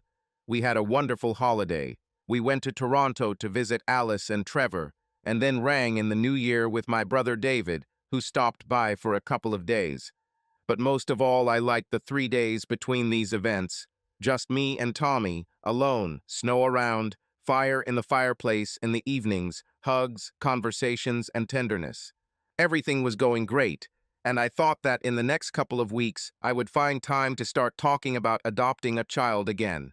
We left this topic a long time ago, and it seemed to me that the moment had come for this discussion. I was ready for any decision, but if Tommy wanted children, then I wanted them too. I had already planned how I would start the conversation, but it didn't happen. In January, almost imperceptibly, something began to change between us. Tommy became quieter, talked to me less and less, and spent more time alone in the evenings or on the phone. I asked her several times if something had happened at work or between us, but she only answered that she was just tired. A couple of times she even got irritated and told me to stop interrogating her. On one of these evenings, while Tommy was on a business trip in New York with Damon, I hastily decided to stop by Katie and Eric, who lived 6 blocks away. It was late on a Thursday evening in late February. Hey, Jack, what brings you here? Eric said, opening the door. He looked surprised, but not unfriendly. However, when Katie came out from behind him and saw me, her voice literally oozed icy coolness. What are you doing here? I was dumbfounded. Well, actually, Katie, are you mad at me? There was silence. Then, without saying a word, she turned around and walked deeper into the house. Damn it, Eric, I said. What's the matter? Did I kill her beloved cat without knowing it? Eric looked confused. He took me by the hand and led me into his office so that we could talk calmly. Look, Jack, this. I don't know what exactly is going on, but Katie is angry with you because Tommy is angry with you. But for what the hell? Actually, that's why I came, Eric. I don't want to intrude on you, but I have no idea what's going on between us, and I was hoping that you and Katie could help me. He looked at my face carefully while I tried to understand what was going on. Finally, he said, Wait, I'll call Katie and we'll talk. They returned together and sat next to me on the sofa opposite me. Katie's face was serious, but no longer angry. Katie, can you explain it to me?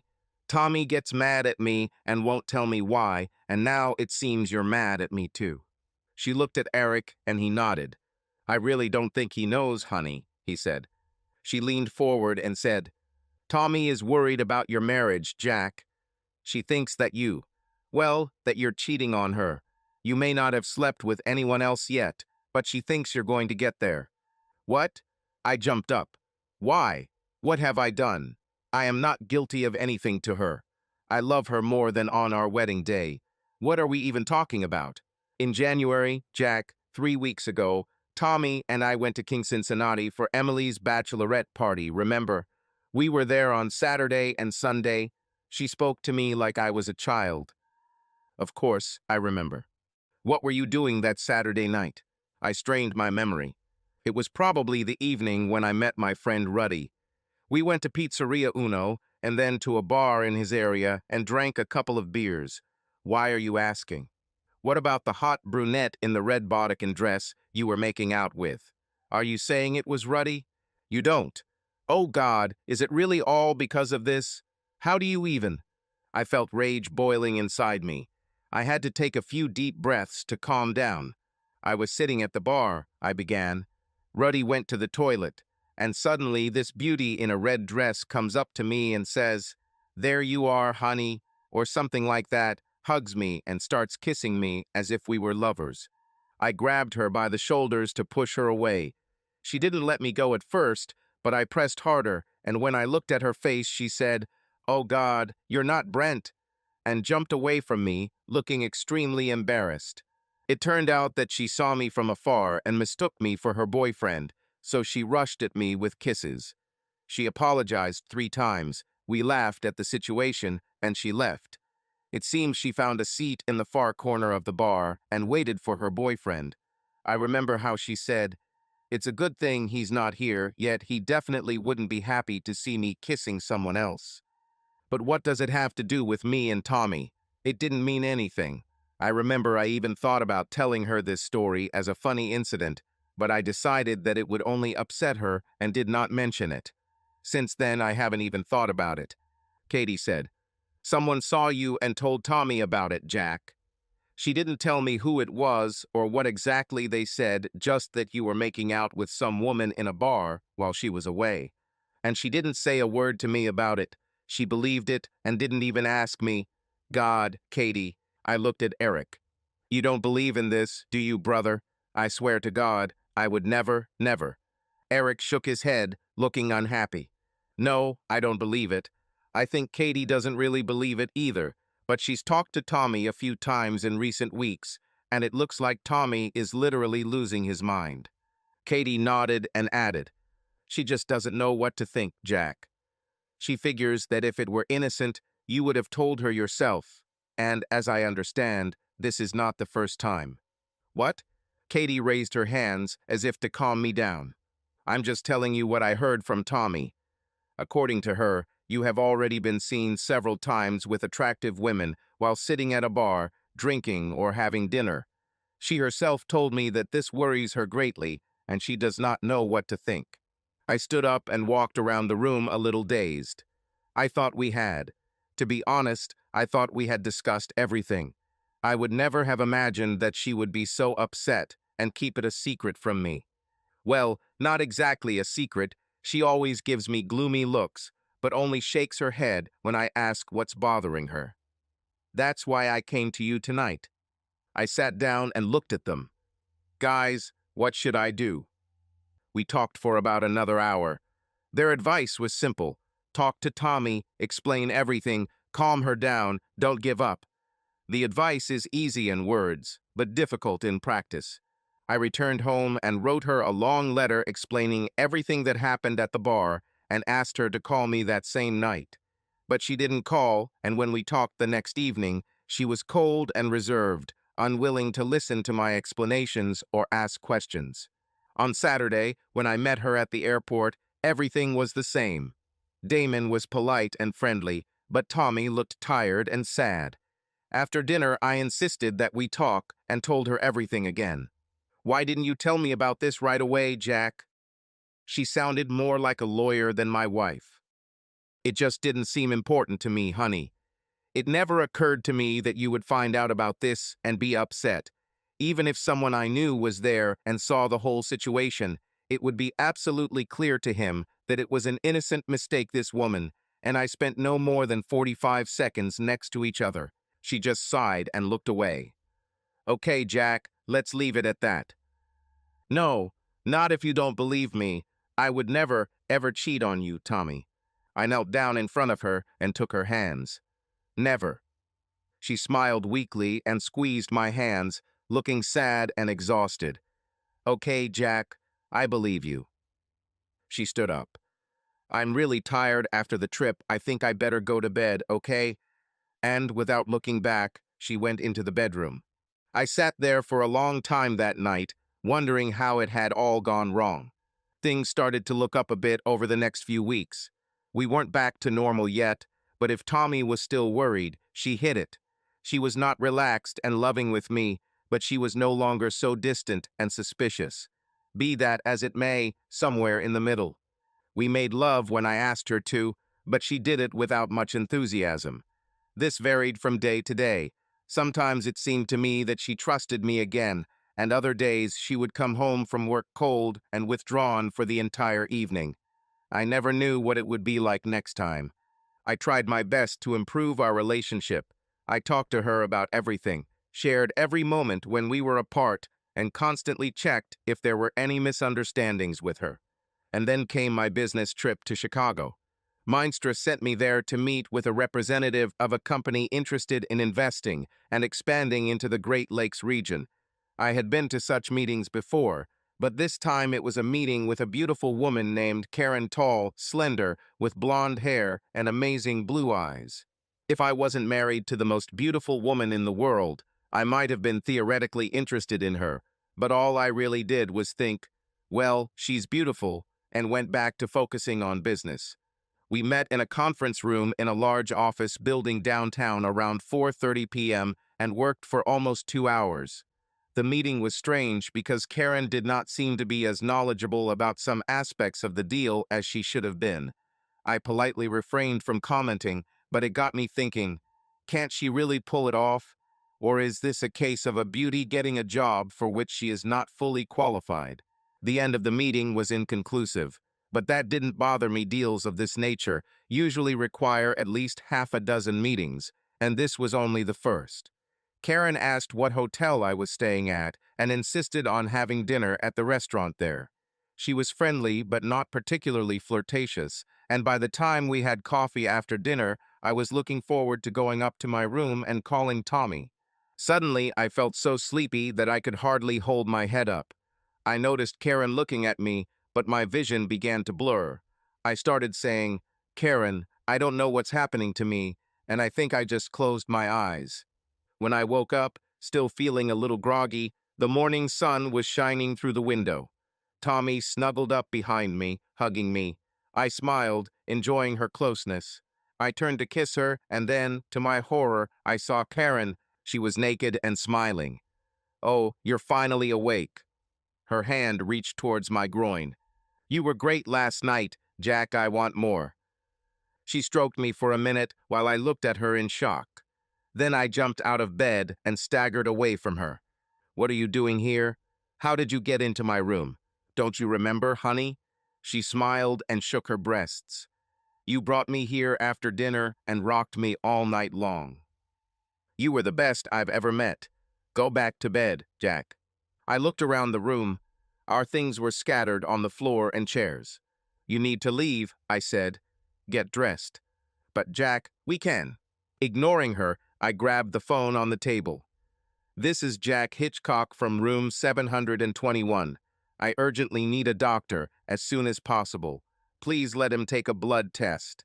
It's a matter of life and death." Turning to Karen, I said, "Seriously, Karen, you need to leave. I don't know what you're up to, but there's no way I slept with you last night, and I'm certainly not going to do it now." Ignoring her indignation, I gathered her clothes, took her hand, and pushed her into the bathroom to get dressed. I then found my boxers and a t-shirt and put them on. A couple of minutes later, Karen came out dressed, saying, "Honestly, Jack, I don't understand what you—" "Just shut up, Karen, or whatever your real name is." I put the purse in her hands, walked her to the door, and pushed her into the corridor, closing the door behind her. It wasn't until a few minutes later that it occurred to me that I should look at her driver's license. After a long 20 minutes, there was a knock on the door. I opened it, and an elderly man with a medical suitcase said, I'm Dr. Rogers. What's the urgency? I was having dinner at the restaurant downstairs last night when I suddenly felt strange. I woke up in bed this morning. I'm sure I've been drugged with something, and I want you to take my blood for a test. The doctor tried several times to dissuade me, but I was adamant. Finally, he took my blood and examined me for about 20 minutes. Then he reluctantly said, "Well, theoretically, it's possible. Your story sounds strange, but some of your metrics are indeed a little unusual. I would advise you not to drive for the next few hours and would recommend that you consult your doctor when you return home. Give me your address, and I will arrange for the results to be sent from the laboratory. They will be ready in a few days." On the plane home, I thought about everything that had happened. As crazy as it seemed, there was no doubt that someone had set a trap, most likely with the goal of convincing Tommy that I was cheating on her. After all, this incident reminded me of that strange episode in the bar. My first suspect would have been Damon if not for the fact that he had just saved her when Don Harrington tried to drug her. Upon returning to Indianapolis, I took the rest of the day off work and called Tommy, asking her to come home early. Her first question was, "Where were you last night? Why didn't you call me? Please, honey, something strange happened. Can you leave work and come home now?" When Tommy arrived, I asked her to sit down and told her the whole story. She listened, not hiding her mistrust and suspicion. "Are you saying that the client drugged you with something and the next morning you woke up naked next to her, but nothing happened?" I spoke slowly and confidently, looking straight into her eyes. "Tap, I love you. More than anyone in the world. I have never cheated on you. I have never touched another woman since we got married, and I would never do that. This story may seem incredible, but I swear it's true. Please believe me. I'm not like those people who hurt you in the past." We looked at each other for a long time, and suddenly her eyes filled with tears. Tommy rushed to me, hugged me, and started crying. "I'm sorry, Jack," she sobbed, clinging to me. "I believe you, it's just. I've been betrayed so often." She cried, and I hugged her, and after a while, she felt a little better. We talked and came to the conclusion that someone was clearly trying to set me up. I've already asked Meinstra to deal with Karen or whoever she is. They called that company in Chicago, and it turned out that there could be no deal. Their company was not interested in buying a stake in Meinstra, and no one named Karen worked for them. "Do you have someone at work whom you don't trust? Anyone who has shown persistent attention to you?" She grinned and replied, "Yes, there are 20 of them. It's just part of the job, Jack. But no, no one was particularly annoying.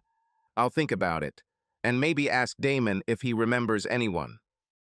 We had a good weekend, a couple of quiet days together. Tommy seemed calmer and closer to me. We made love several times and talked a lot, taking into account not only my poisoning, but also that strange incident with the woman in the bar. She finally began to believe that someone was deliberately plotting against us. On Tuesday, the lab report came back confirming that I had traces of rohypnol and barbiturates in my system. I showed it to Tommy as soon as she got home. She read it carefully, frowning, and to my relief, she laughed with me. Then she said, "I'll talk to Damon tomorrow, Jack. Now that we know for sure that you were drugged with something, maybe he can find someone to investigate." But on Wednesday night, things were different again. Tommy returned home looking somewhat haunted and didn't want to talk to me. "What's happened? Did you have a bad day?" I asked. "It's okay, Jack," she answered without looking at me. "I just need to be alone." She skipped dinner and went into the bedroom to watch TV. I went there at about 8 in the evening, but she refused to talk, and when I returned there at about 10:30, Tommy was already asleep. On Thursday, she left for work while I was still in the shower. During the day, she wrote that she was working late and wouldn't be back until 9 in the evening. When she arrived, she was quiet again, like the day before.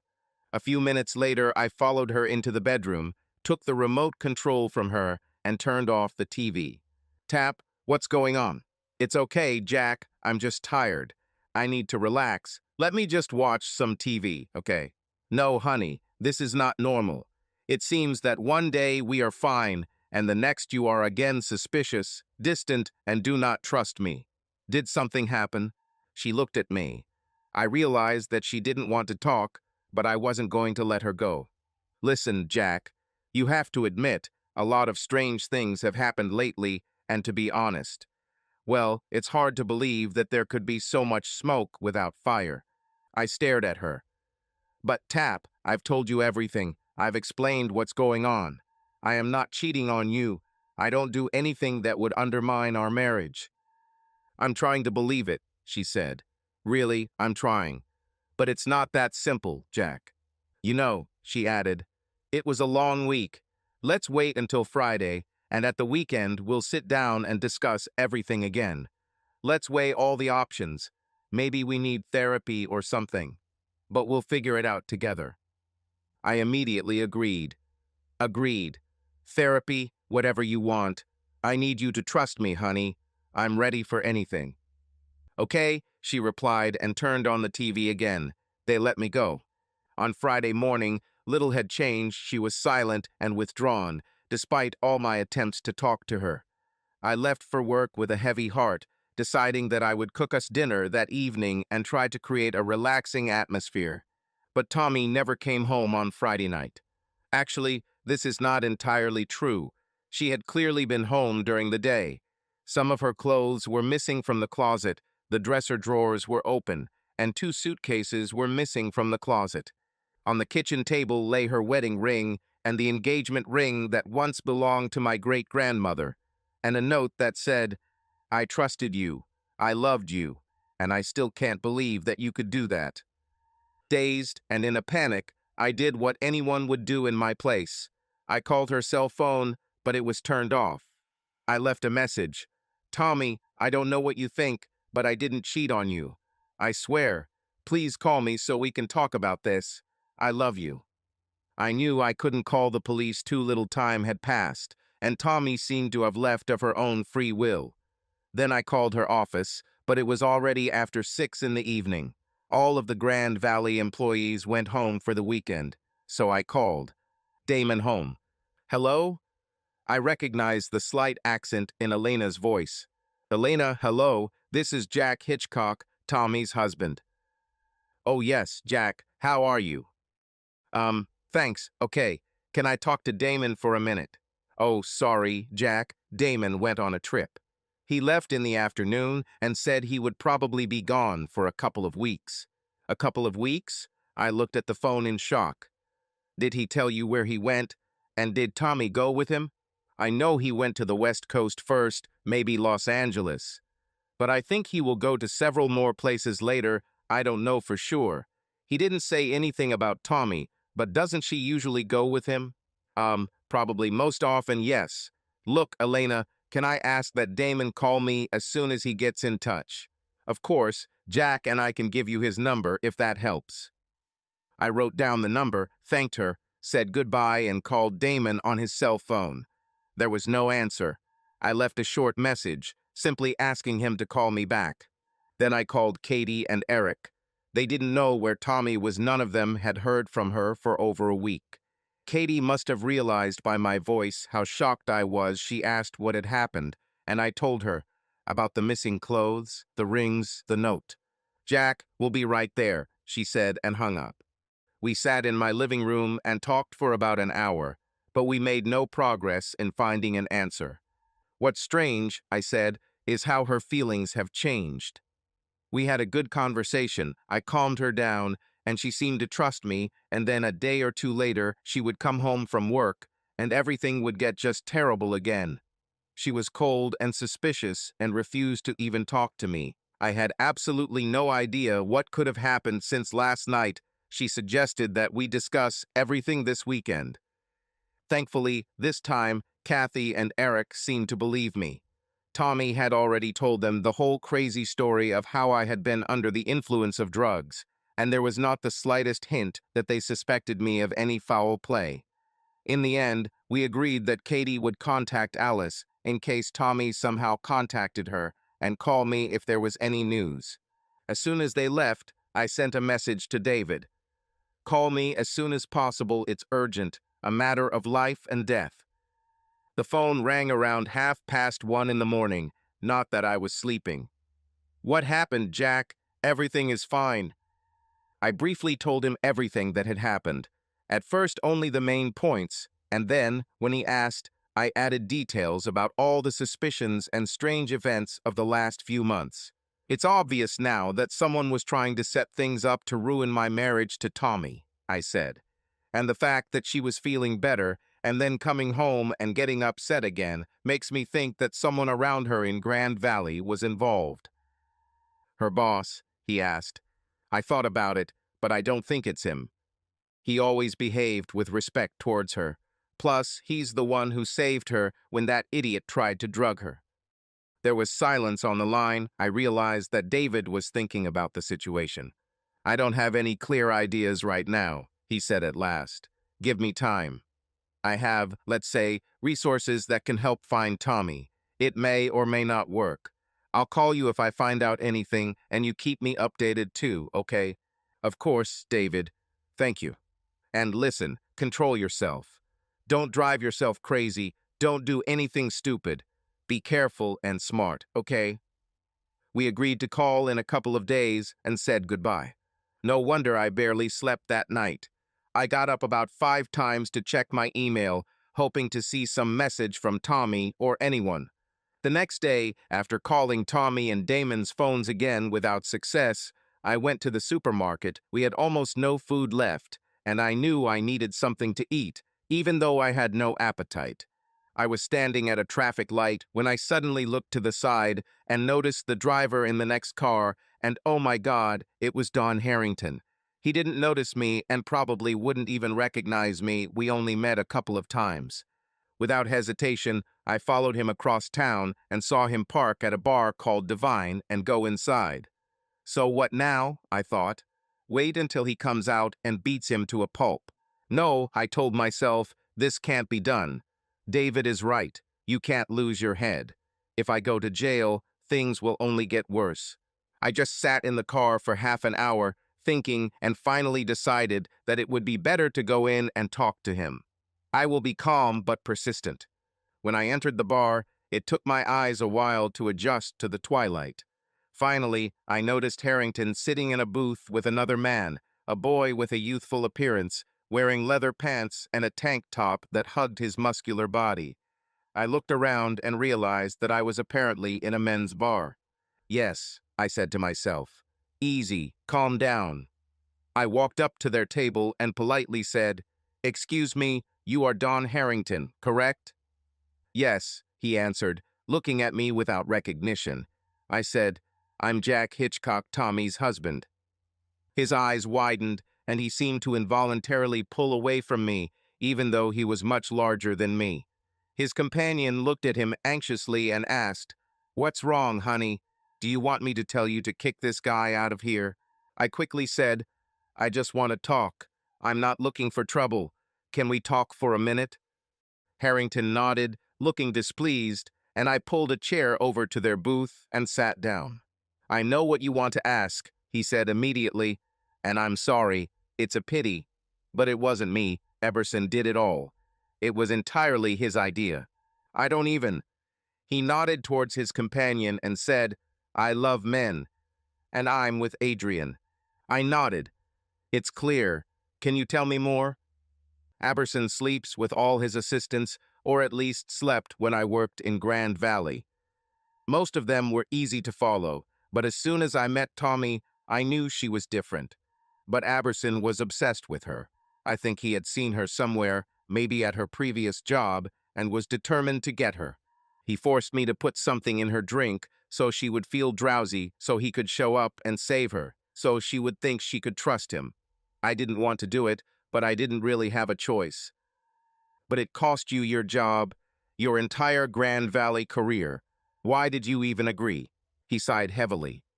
"I was offered a job in New York, for which Aberson recommended me, a great career step for me. I was just about to announce my resignation to the rest of the staff, and so he came up with this hideous plan. He said that if I didn't agree, he would call New York and come up with some lie that would prevent me from being taken there. I knew he was capable of such things. I had seen him in action before. I had no doubt that he would do it, so I agreed. Eberson said he would have to fire me publicly and disgrace me, but he would pay me a $50,000 bonus. Plus, I was moving to New York anyway, so it shouldn't have affected me. All this time, Adrian held Don's hand across the table and nodded with sympathy, poor thing, as if he was the only one who suffered. You understand, I leaned back in my chair. Damn, do you realize that you played a key role in the destruction of my marriage? Tommy has disappeared, and I'm guessing she's somewhere with Eberson now. I'm so sorry. It was mean. I was afraid of losing my job in New York. And you couldn't tell her anything, or me. Just quietly contact us and tell us what happened. He looked at the table. I know. You are right. Forgive me. There was nothing more to say. I looked at him, then got up and left. Immediately upon returning home, I sent David a message. It was her boss, Damon Eberson, who was behind all this to get Tommy.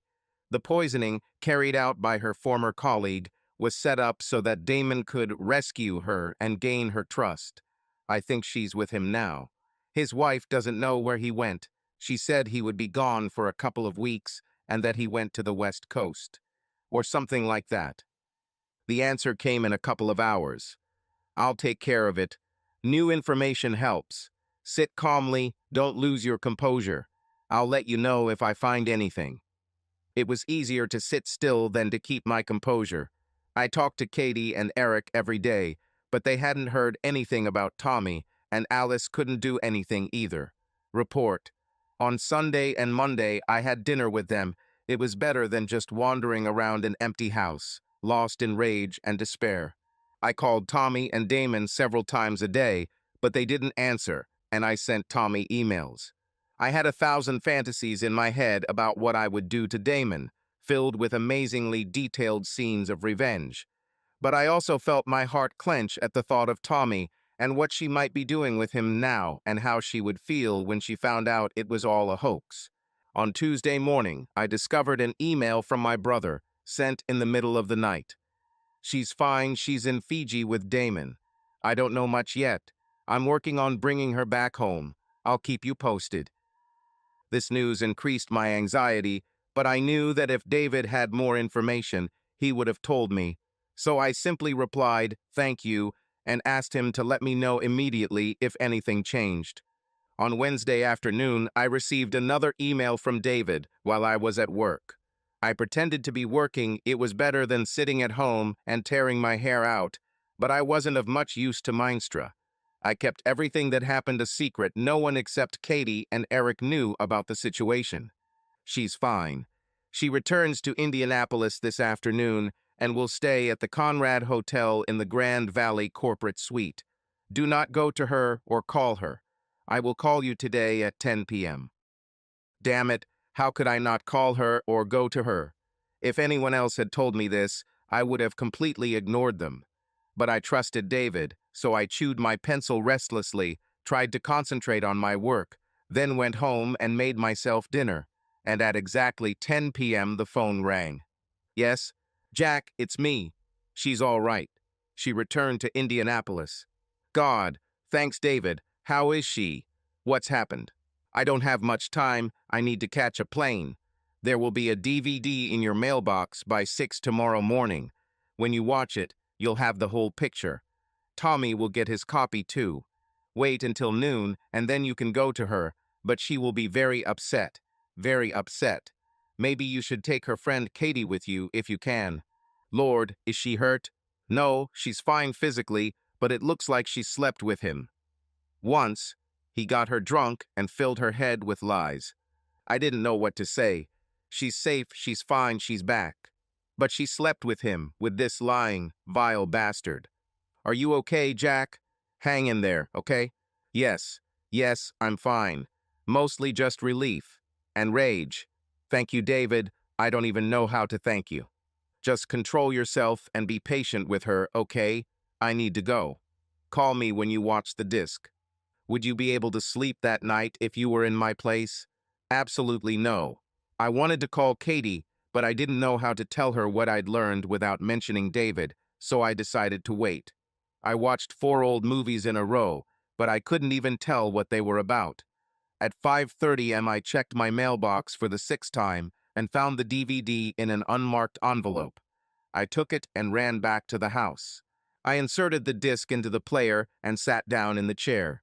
Suddenly, a room appeared on the screen. It seemed to be a small dungeon or storage room with gray walls and no windows.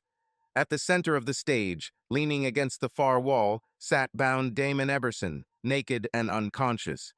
There was nothing in the room except a small rickety table with an animal cage.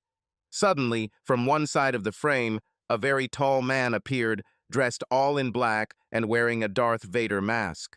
He walked up to Damon with a bucket of water and poured it over his head. Damon coughed, shook his head, and seemed to come to his senses. Shocked, he jerked his arms and legs, quickly realizing that he could not move. "What the hell? Who are you?" He fell silent, looking at the person in front of him. "Glad you're awake, Damon," the masked man said in a low voice. It seemed as if his voice had been electronically altered. "Now we can begin." "What's going on here?" Damon snapped. "Do you know who I am? One call will be enough, and I." The tall man leaned over and, almost casually, punched him sharply in the face. He was wearing thick work gloves, almost reaching to his elbows. "Shut up," he said. "I want you to see something." He pulled the table closer to Damon and placed the cage directly in front of him. There was a brown mouse in the cage. The tall man took a small bottle from his pocket. Very carefully, he removed the cap that contained the pipette, drew some liquid into it, and dropped a drop of clear liquid onto the mouse's back. The mouse didn't react at all. "Look," he said, "it starts in 3 minutes." Damon looked worried, but didn't give up. "Listen, I don't know what this is all about, but I'm very rich. We could." "Do you want me to hit you again?" asked the tall man. "I can continue if you like it, or you can just shut up." Damon shook his head and fell silent. Both men waited in silence for at least 2 more minutes. Suddenly, the mouse let out a terrible scream, signaling severe pain. She fell and her body began to convulse. The mouse continued to squeal and whine in pain. This terrible sound continued for almost a minute, then the mouse fell silent, too weak to continue, and lay on its side, breathing heavily, still convulsing. After 30 seconds, it completely quieted down. Damon's eyes widened, and he instinctively moved his chair back towards the wall, as far away from the table as possible. He stared at the dead mouse, then at the tall man. "Now we'll talk," said the tall man. "You've seen what this liquid can do. You will need a few drops on the skin, and the effect may not start until after 5 minutes, but the result will be exactly the same." Damon turned pale and sweaty, leaning back in his chair away from the tall man. He shuddered and said, "What do you want? I have a lot of money. I don't need your money," the tall man said sharply. He pulled another chair over to Damon and sat down opposite him. "I know everything about you and Tommy Parker. How you lied to her, how you arranged for your henchman Don Harrington to drug her, how you sent other women to her husband. And all this in order to get her into bed, you bastard. Now you have a choice. First, you smile at the camera and tell the whole story. Do you understand every detail without hiding anything? I already know almost everything, so it would be stupid to leave anything out. Otherwise, we will have to move on to choice number 2. The second choice is what happened to the mouse.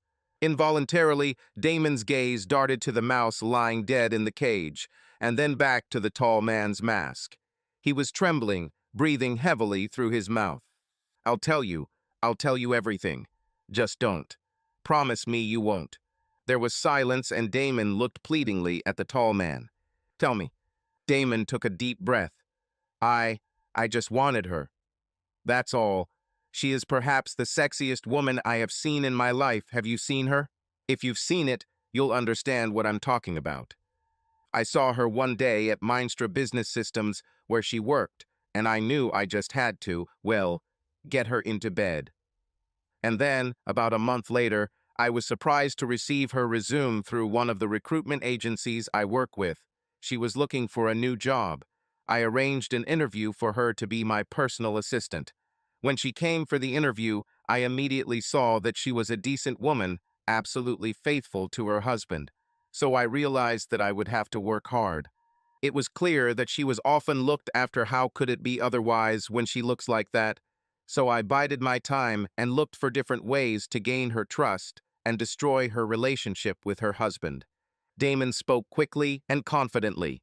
He no longer seemed afraid at all, concentrating on telling his story in as much detail as possible.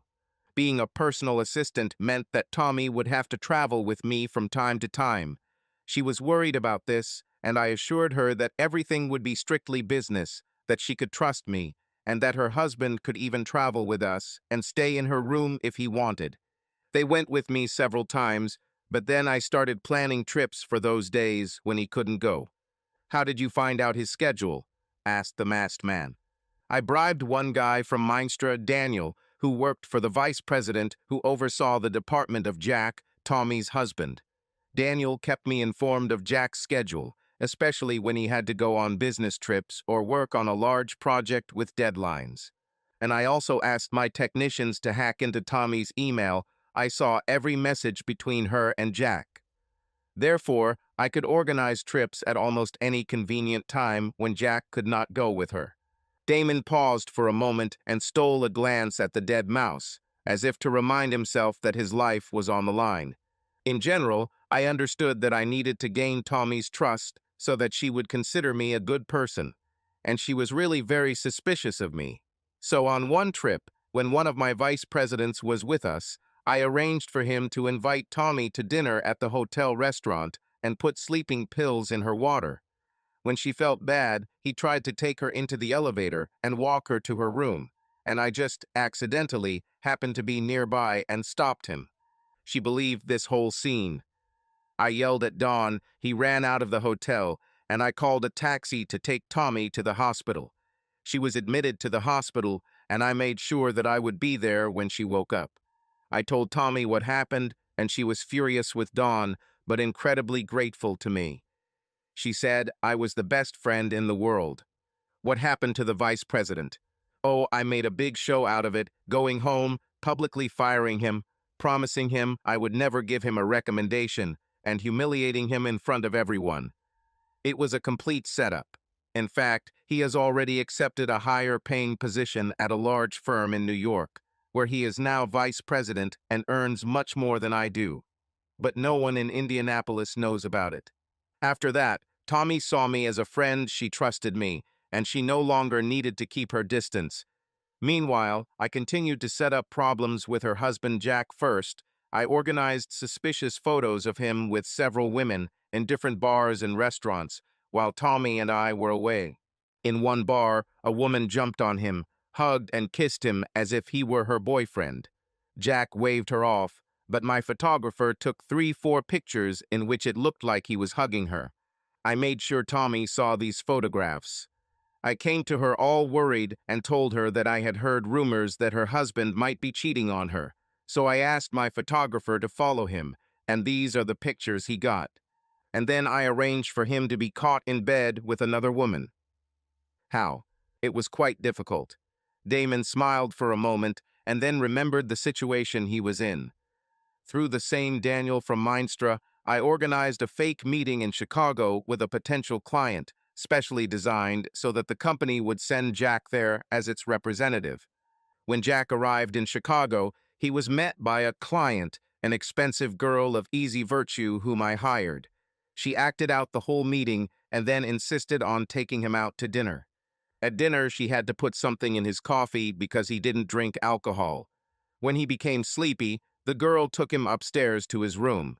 She had to sleep with him so that several cameras in the room could film it, and I would show everything to Tommy. But the drug affected him so strongly that he completely passed out. Then she moved on to plan B. She undressed herself and undressed him, making it look like they had been having sex all night. When Jack woke up the next morning, she was lying next to her and flirting, saying, "Oh, honey, you were great, I want more." And then she was going to sleep with him. Better late than never. Did he believe it? Damon frowned. No, he didn't believe it. He went crazy, kicked the girl out of the room, and immediately called the hotel doctor. When the doctor came, Jack forced him to do a test for illegal drugs. Then he immediately returned home and told Tommy the whole crazy story, and 4 days later, when the test results came back, he was able to prove that he had been injected with some kind of barbiturate cocktail that knocked him out. It could have ruined my whole plan since I didn't have any incriminating footage to use. But I already knew about everything that was happening because I read all their emails. So every time Jack said something to Tommy to calm her down, I could talk to her and kind of subtly offer a different interpretation that made Jack look like a liar and a cheater. In this case, I waited until she told me the whole story, how Jack woke up in bed with a woman, but swore he was drugged with something, and that he had a test that proved it. Then I frowned, pretended to think, and said, "Tommy, something is wrong here. Give me a little time. I'll try to find out what's what." A couple of days later, I talked to her again, all so thoughtful and dejected. I told her I hired a private detective agency in Chicago to check everything out. They found out that the doctor was an old university friend of Jack's, and that the laboratory that supposedly carried out the tests did not actually exist. I told her it was all a setup. Jack's friend helped him come up with a clever lie so that Tommy wouldn't think he was actually cheating on her. Even after that, she didn't completely believe me. Then I gave her the detective agency report that I ordered, very convincing, on beautiful letterhead, with details about what happened, with interviews with the girl and the hotel staff. It worked. Tommy burst into tears, furiously cursing her husband, and I supported her, like a true friend, hugged her to console her. He said that she should break up with him once and for all, not giving him the opportunity to deceive her again. And I took her home to pack her things, and then I took her to Fiji for a week just to get her away from it all, I said, so she could have time to figure it all out. My wife and I have a beach house there, a very secluded place. I knew I could seduce her, but even though she was so depressed, it took 4 days. We walked along the beach, talked a lot, she cried and talked about her feelings, and said that she could never trust men again. And I was the ideal friend, the one she wasn't afraid to trust. Damon paused, as if wondering if he had said enough already. "What about sex?" asked the tall man. "Tell me about it, not in detail, just the essence." Damon got nervous again. "Well, every night I made sure that she and I had a lot of drinks at dinner, and every time she got very emotional. The first 3 nights I was a real gentleman. I just listened to her cry and scolded her husband, walked her to the room and left her alone. On the 4th night, I pushed it harder and doubled her portions of alcohol. And of course, he brought the conversation to revenge, to the fact that she should not accept all this humbly. "I have a lot of experience," he said. "I've been seducing women for a long time." As a result, when we went upstairs, she got the impression that it was she herself who wanted to invite me to her place. We slept together a couple of times and fell asleep. Nothing special, because she was very drunk, to be honest. She cried the whole damn process, all the time remembering how she couldn't believe that Jack could do this to her. But she has an amazing body, and I didn't care that the sex was so I was sure that in a couple of days, when she calmed down, it would get better. I already thought that everything was going as well as possible, but the next morning she cried again, said that, despite the fact that her marriage was destroyed, she did not want to do this, and asked me to leave. I didn't insist. I decided to give her a couple of days to recover from her guilt, and then I would try again. But that afternoon, I decided to take a nap before dinner, and the next thing I remember is being tied to this chair. It seems that this is really the whole story. If there is anything else you need to tell, just ask." The tall man stood in silence, apparently looking at Damon, although it was difficult to tell due to the mask. "Have you done this before?" "Well, no, nothing like that." Damon licked his lips nervously. "Well, I slept with other women I hired with my personal assistants. That's basically why I hired them. But I've never done anything like this before." He did not interfere in their relationships with their husbands. Never needed it. It was enough just to give a couple of compliments, offer a luxurious vacation, that's all. "Do you regret what you did? That he ruined Tommy and Jack's marriage, gave them both hell, just because he wanted to sleep with her. Damon looked genuinely amazed, as if the thought had never occurred to him before. After a second, he pulled himself together and said, "Certainly. Now I understand that it was a terrible, terrible thing." He looked up hopefully, but the tall man did not answer. Damon got nervous again and said, I, of course, understand that I have to make up for this somehow, and I will do it, necessarily.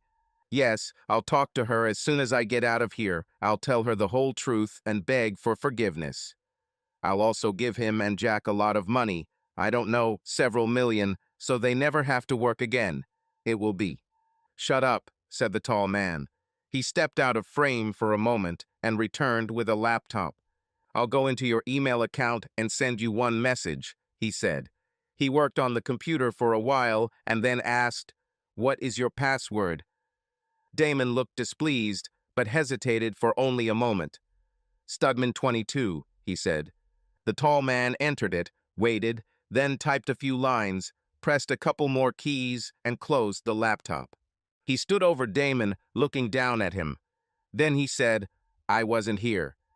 You weren't here. You've never seen this room." "I understand, of course I understand," Damon nodded hastily. "And you will never contact Tommy or Jack again, neither you nor anyone you know or co-worker." "Yes, finally, absolutely. If suddenly you have to hear from Tommy, only if she contacts you herself, then you will answer. You will give her whatever she asks for, the truth, money, or a recommendation for a new job. Anything. If she wants twin Ferraris in gold, she'll have them in a week, okay? Because I found you once, and I will find you again. Is everything very clear to you?" "Yes, I completely understood." Damon nodded quickly, wanting to demonstrate his submission. The tall man looked at Damon, then nodded, seemingly to himself. He took the bottle out of his pocket again, filled the dropper, and stepped towards Damon. "I've changed my mind. Let's move on to choice number 2, he said. Damon began to jerk as soon as he realized what the tall man was doing. "Wait, no, I did everything for you." "It doesn't matter, Damon. You are nothing. Animals. An absolute piece of crap. And you deserve to die like him." "No, no, please, I can. I'll pay you." Damon's voice broke into a piercing cry, and he began to struggle furiously, trying to free himself. The tall man, not paying attention to the captive's convulsive attempts, squeezed out the pipette, and a few drops fell on Damon's chest. He screamed and began to squirm desperately, in a vain attempt to keep the liquid from touching his skin. "Please, no," he shouted. "I'll do anything, please." Damon continued to squirm desperately, full of horror, spitting on his chest, trying to wash away the liquid, and shaking, trying his best to shake it off his skin. The tall man calmly closed the bottle and put it in his pocket. He then took the mouse cage and laptop and headed towards the camera, which recorded the entire scene. His hand reached for the lens, and the screen suddenly went dark. I sat there for a long time, staring at the dark screen, not noticing him. I thought about everything I had heard from Damon, how his confession fit into a puzzle that explained many strange events, especially those moments when everything was fine with Tommy, and then, the very next day, she returned from work upset and distant. It was almost 7 in the morning. I picked up the phone and called David. "Yes?" His voice sounded sleepy. "It's me, sorry for waking you up. I just watched this. I woke up, everything was fine." He yawned. "Oh my God, David. Is he dead? And it was you?" David chuckled. "No and no. I'm now on the other side of the world. It was a colleague who was near Fiji and took the time to do me a big favor. And no, he didn't kill Eberson. I haven't seen the DVD, but I believe he took 2 bottles with him and made a swap. He actually killed the mouse, but he just threw some water on Damon. My colleague decided that a few minutes of pure terror was partial punishment for what he had done. My God, I thought, how did you even find them? And how did he kidnap Damon and arrange all this? These are questions that I will not answer, little brother. No offense. Of course, I understand everything. But can you tell me how Tommy came back and what's wrong with her now?" my colleague sent her an email from Eberson's account. It goes something like, "Sorry, there was an emergency and I had to leave. Please book yourself a first-class ticket back to Indianapolis and check into the Grand Valley Suite at the Conrad. I'll contact you in a few days." The DVD will be delivered to her door around 9 in the morning, so I want you to wait until noon before you visit her and try to take Katie with you. "Okay," I said. I felt dizzy. "David, how can I somehow?" "Forget it," he said. "Take care of Tommy, okay? She is not to blame for anything. I'll arrive in a couple of weeks." I hung up and called the Conrad Hotel. Good morning, can you tell me if Miss Tommy Hitchcock has checked into the Grand Valley Suite?" "Just a minute." "Yes, she registered." "Connect you." "No, thanks, it's too early. I'll call you back later, thanks." Thank God, thank God. I sat there for a few more minutes, then called Katie. "Katie, this is Jack. Tommy's back. She's staying at the Conrad. I haven't talked to her yet, but I'm going to stop by around noon. Can you come with me?" Katie burst into tears. "Oh my God, Jack, I'm so glad. Wait a minute." I heard her blow her nose. "Sorry, I just burst into tears of relief. I was so worried. Do you want to go right now?" "No, here. Everything is a little complicated, and I think it's better to wait until noon." "Fine. Will you pick me up from work at 11:30? God, Jack, how did you know she was there if you didn't talk to her?" I received the message and then called the hotel to confirm that she had checked in. "Look, it's a long story. I'll tell you later, okay?" I hung up and started crying myself.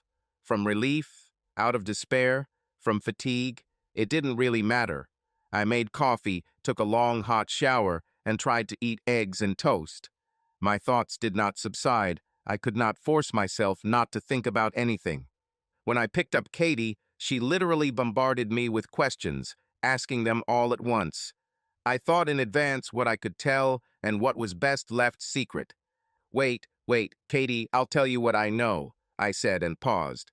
"Tommy's boss, Damon Eberson, was the reason everything happened to us.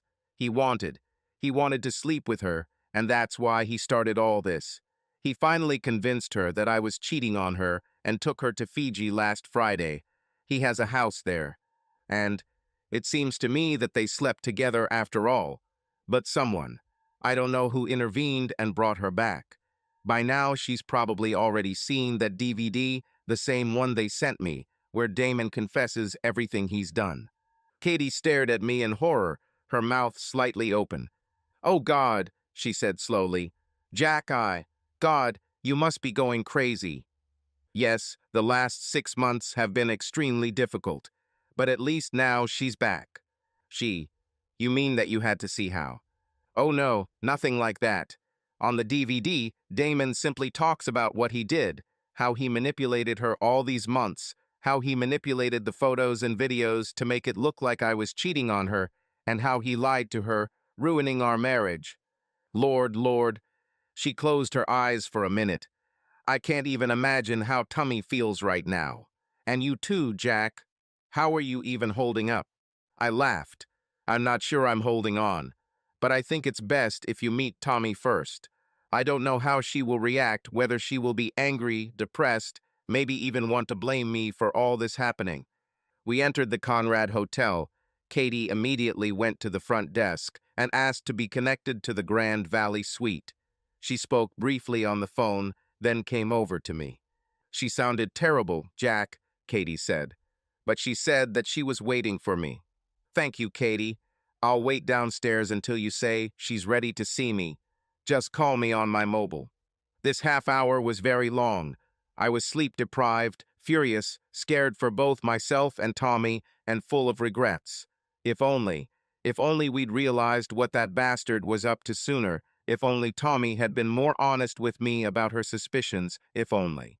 Finally, the phone rang. "Jack, get up. Number 1501. "Is she okay?" I asked anxiously, but Katie just replied, "Just get up, okay?" I knocked and Katie let me into the room. Tommy was sitting on the couch at the far end of the room, looking at me with a neutral expression on her face. She looked completely exhausted and drained, my beautiful wife, but without her usual energy and warmth. "Tommy, are you okay?" I slowly approached her, as if afraid that she might run away from me. I, "I'm fine, Jack," she said quietly. "I'm angry, I'm hurt, I'm ashamed, scared. I don't know how I feel, to be honest." I walked over and took her hands, carefully lifted her to her feet and hugged her. She hugged me back, but mechanically, without any special feelings, while I pressed her to me, holding her tightly in my arms. "Thank God, thank you for being here," I whispered, but she pulled away, looking at me doubtfully. "Are you really saying that? You still want to be with me after that?" She shuddered and looked away. "After what I did?" I kissed her forehead. "You didn't do anything. It was he who arranged everything. And now it's over." "Don't say that, Jack." She pulled away abruptly and walked to the other side of the room. "Don't say I didn't do anything. You don't." Her voice died away. I glanced at Katie, who was watching us with concern. "Maybe we should pack Tommy's things and go home," I suggested. Katie nodded. "Tommy, let's go. I'll help you pack." She took Tommy's hand and led her into the bedroom while I remained sitting on the couch, waiting. I didn't know what I expected from this meeting, but it certainly wasn't this. We drove Katie back to work, and she promised to call in the evening to see how we were doing. On the way home, Tommy sat looking out the window and responded to all my attempts to start a conversation in monosyllables. I carried her suitcases to the door and opened it for her. When we entered, I asked, "Have you eaten anything, dear? How about I make us lunch and we can talk?" "Dinner would be great, thank you," she said and sat down tiredly at the kitchen table. "I've barely slept for the last 36 hours. Jack, do you mind if I just sit here?" I smiled and kissed her on the cheek. "No, it will be a pleasure to serve you, madam." I quickly made a couple of sandwiches, and we ate in silence. I smiled at Tommy, but she couldn't bring herself to smile back. When we finished, I took her hand and led us into the living room and sat down with her on the sofa. I wanted to hug her, but I left a little space between us. "I'm so glad you're back," I said, "and I think we have a lot to discuss." She looked at me blankly, and then, to my surprise, she stood up and said, "I know, Jack, but I'm just not ready for this conversation yet. I'll go lie down, okay?" And without waiting for an answer, she headed towards the bedroom. "No, no, damn it, this is not okay," I said, also getting up and looking at her, holding back tears. She turned around and looked at me, surprised. "I know you're tired, Tommy. I know you've been through a nightmare, but—" I could no longer hold back my tears. "But it was also a nightmare for me when you just disappeared, leaving that note. And now that you're back, and the only thing I need more than anything in the world is to feel connected to you again, to start forgetting everything that happened you're pushing me away because you're not ready yet." "Okay," I sobbed. "Well, to hell with him. Tell me when you are ready." I pulled the car keys out of my pocket and headed out, bursting into tears. I didn't know where I was going to go. I only knew that I needed to leave the house. "No, Jack, no, wait." I heard her voice behind me when I was already out of the car, but I didn't stop. She ran after her, her voice again. "Please, Jack." When I opened the car door, she grabbed me from behind, hugged me tightly, pressing her whole body.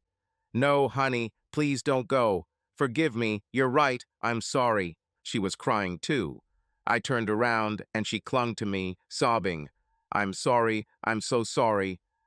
She slowly pulled me back towards the house, holding my hand tightly, still apologizing through her tears. "It was so terrible. I was so ashamed and hurt, and I was afraid of what you would say if I returned, that you wouldn't want to talk to me." I interrupted her, kissing him, and said, "Quiet, I'm not angry." You're really not going to leave me?" I stared at her, stunned. "No, of course not. I love you, Tommy. You are not to blame for anything." She looked into my eyes as if she didn't believe what I was saying. Then she said quietly, "You don't know what I did, Jack. I let him. I let him do this to me. That bastard Damon. He deceived me, drugged me, and I allowed him to do it." "I already know, honey. I replied, "It's not your fault. I saw that DVD too." Her eyes widened and she burst into tears again. "I'm so sorry, Jack." I picked her up and carried her into the bedroom, laid her next to me on the bed, pressed her to me, comforting her, stroked her back, hoping that she would fall asleep, and in a few hours we would both be calmer. But Tommy did not calm down. Her tears only intensified, and suddenly she raised her head, looked at me, and kissed me, tightly, passionately. "Love me, Jack. Please." She began to hastily tear off my clothes, and within a minute we were both naked. Tommy pulled me close to her, forcefully let me in, hugging me as tightly as she could, whispering, almost begging, "Please love me, my love, please." At that moment, it was more a manifestation of desperation than passion, and I felt it. After that, we lay quietly, hugging each other, tiredly kissing each other on the lips, cheeks, eyelids, as if checking that we were really close, that all this was not a dream. Soon Tommy finally calmed down and her breathing became even. Gradually, I felt sleep begin to take over me, and hugging her, I plunged into the long-awaited peace. Thank God, I thought, falling into sleep. Thank God that it's all over, that she's returned.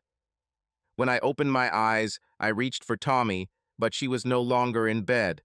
I listened, getting ready to get up and go look for her, and heard her footsteps in the corridor.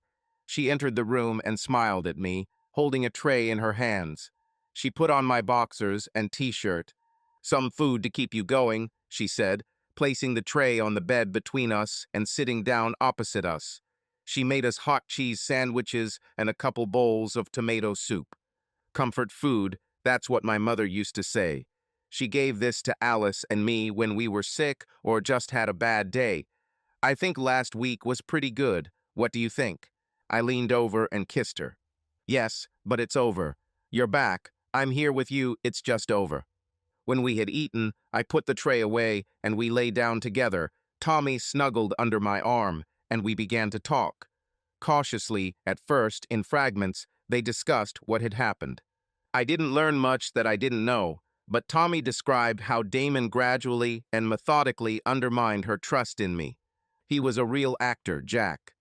He would listen to me, tell him what was going on with you or what you said, nod and say something like, "Sounds reasonable, I guess."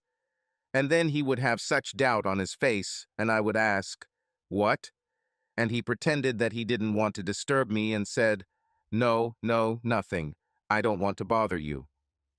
Of course, this made me insist even more, and he said that his friend, Daniel Hutman from Minestra, supposedly hinted that you seemed like a real ladies' man, or that your explanation for the woman who kissed you in the bar was, "I don't know, Tommy, it's a little too convenient." So it was. He never missed a chance to throw me off balance and destroy all the reasonable explanations you gave me the day before. When I found out that he read my letters, everything fell into place. He always had time to prepare. I told Tommy everything I'd done since her disappearance, how I'd called Katie and Eric, how I'd contacted David, and how much help he'd been, how I'd tracked down Don Harrington and learned the truth from him. After that, I finally understood who started all this. I called David, and he followed through. Some colleague of his kidnapped Damon and forced him to record that video. Tommy nodded. When I started thinking about it, I realized that David was somehow involved here. He doesn't work for IBM, does he? I'm sure not, but he never told me who he actually works for, and I never asked. We owe him a lot. We were silent for a while.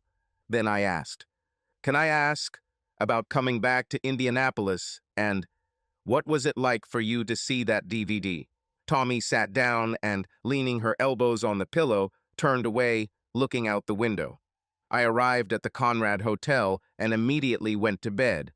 I was completely exhausted from the flight and simply mentally crushed. Your betrayal, 4 or 5 days alone with Damon, sex with him. I felt empty. I had no idea what I would do next. And the next morning there was a knock on the door, and when I looked through the peephole, there was no one there. I carefully opened the door, leaving the chain, and saw an envelope with the name Tommy written on it. Inside was a DVD with a note, "Watch this if you want to know the truth." It almost killed me, Jack. I had to stop the recording and cry about 5 times before I could watch it all the way through. Her voice became firmer. Bastard, absolute bastard. She turned to me. He's dead, right? I shook my head. David says no. The guy just dropped water on him to give him a few measly moments of fear. We'll have to do something about him. I have a couple of ideas, she said, looking away again. Most of them are painful. When I realized what he did to me, to us when I realized that he did all this just to, well, to get me into bed, and that I allowed it. I wanted to jump out of the window. I actually sat down and thought about it. I couldn't imagine that you would ever take me back after everything, and I saw no reason to continue living. She turned to me, smiling with slight irony. I could do that, you know. I sat there for a long time, thinking, well, I'm not in a hurry, I'll spend the day here, order something for the room, maybe I'll do it in the evening. Jumping in the dark is not so scary. She shivered. Thank God you and Katie came. And thank you for sending her ahead. Jack, I couldn't have met you right away. I'm serious. It took all her eloquence to convince me to let you in. I've never been mad at you, Tommy. I hugged her gently, kissing her forehead and cheek. I wasn't angry, Tommy. I was terrified, frantic, worried, and when I saw the footage, of course I was furious with this scoundrel, but mostly I was just sad. Sad because of what he put you through. Both of us, but especially you. And I was afraid of the pain that you felt. She looked me straight in the eyes. I don't understand. Why aren't you mad at me? Why don't you want to call me a fool, yell at me for not trusting you, for believing such scum like Damon and not you? Because you were deceived, I said, as well as me. We both bought into his kind-hearted friend. We were careful, but not careful enough. Listen, Tommy, I have nothing to reproach you with. My voice was firm, and you have nothing to blame yourself for. I stood up and extended my hand to her. Come with me, okay? I led her to the bathroom, and she followed me, watching me curiously. I turned on the water in our spacious shower stall, then gently took off her t-shirt and shorts, and gently led us both under the warm stream. I held her, holding her gently against me as the water warmed and soothed us both. Then I took the soap and began to wash her gently and slowly, inch by inch, her fingers and arms, then her shoulders and back, chest. Then I knelt down and washed her legs one at a time while Tommy leaned on my shoulders to keep her balance. All this time, Tommy was silent and calm, closing her eyes, allowing me to move her as I needed. When I was done with her body, I took the shampoo and washed her hair, giving her a gentle scalp massage. Finally, I took some soap and gently washed her face, touching her lips, nose, and even her eyelids with my fingers. Finally, I'm done. I hugged her again, her head resting on my shoulder. Now he has disappeared, I said, completely disappeared. It's as if he never existed. You're clean again. She raised her head and kissed me and then started crying. And I held her under the stream of water while she sobbed and shuddered, soothing her with gentle movements until she found peace again. She stepped back and smiled at me. Now it's my turn to wash you, but quickly before the hot water runs out. And then I want you to take me back to bed and let me sleep in your arms for about 14 hours. And when we wake up, all this crap will be in the past. And she washed me, and we dried off, and I turned off the phone, and we slept. We sat on the back deck with Katie and Eric. They brought some deli sandwiches, and I got us all a bottle of beer. I'm so glad you called, said Katie. When you didn't answer your call yesterday, I thought, well, I guessed that you just needed privacy. She smiled. But I'm happy that you, damn, Tommy, I'm just happy that you're back. Eric said much the same thing, and we thanked them. Tommy said, you know, we really wanted to see you, just sit together, and, I don't know, have a normal day, okay? I think you probably have a million questions, but Jack and I just want to forget about all this for a while. Eric and Katie immediately responded, of course, we understand everything. Then there was a slight awkward pause, and Tommy smiled and said, so what have you been doing lately? And we all laughed. The laughter lasted for a while, and then we silently touched our bottles in a silent toast and smiled at each other. And somehow the conversation itself turned to completely unrelated topics. On Monday, I went back to work.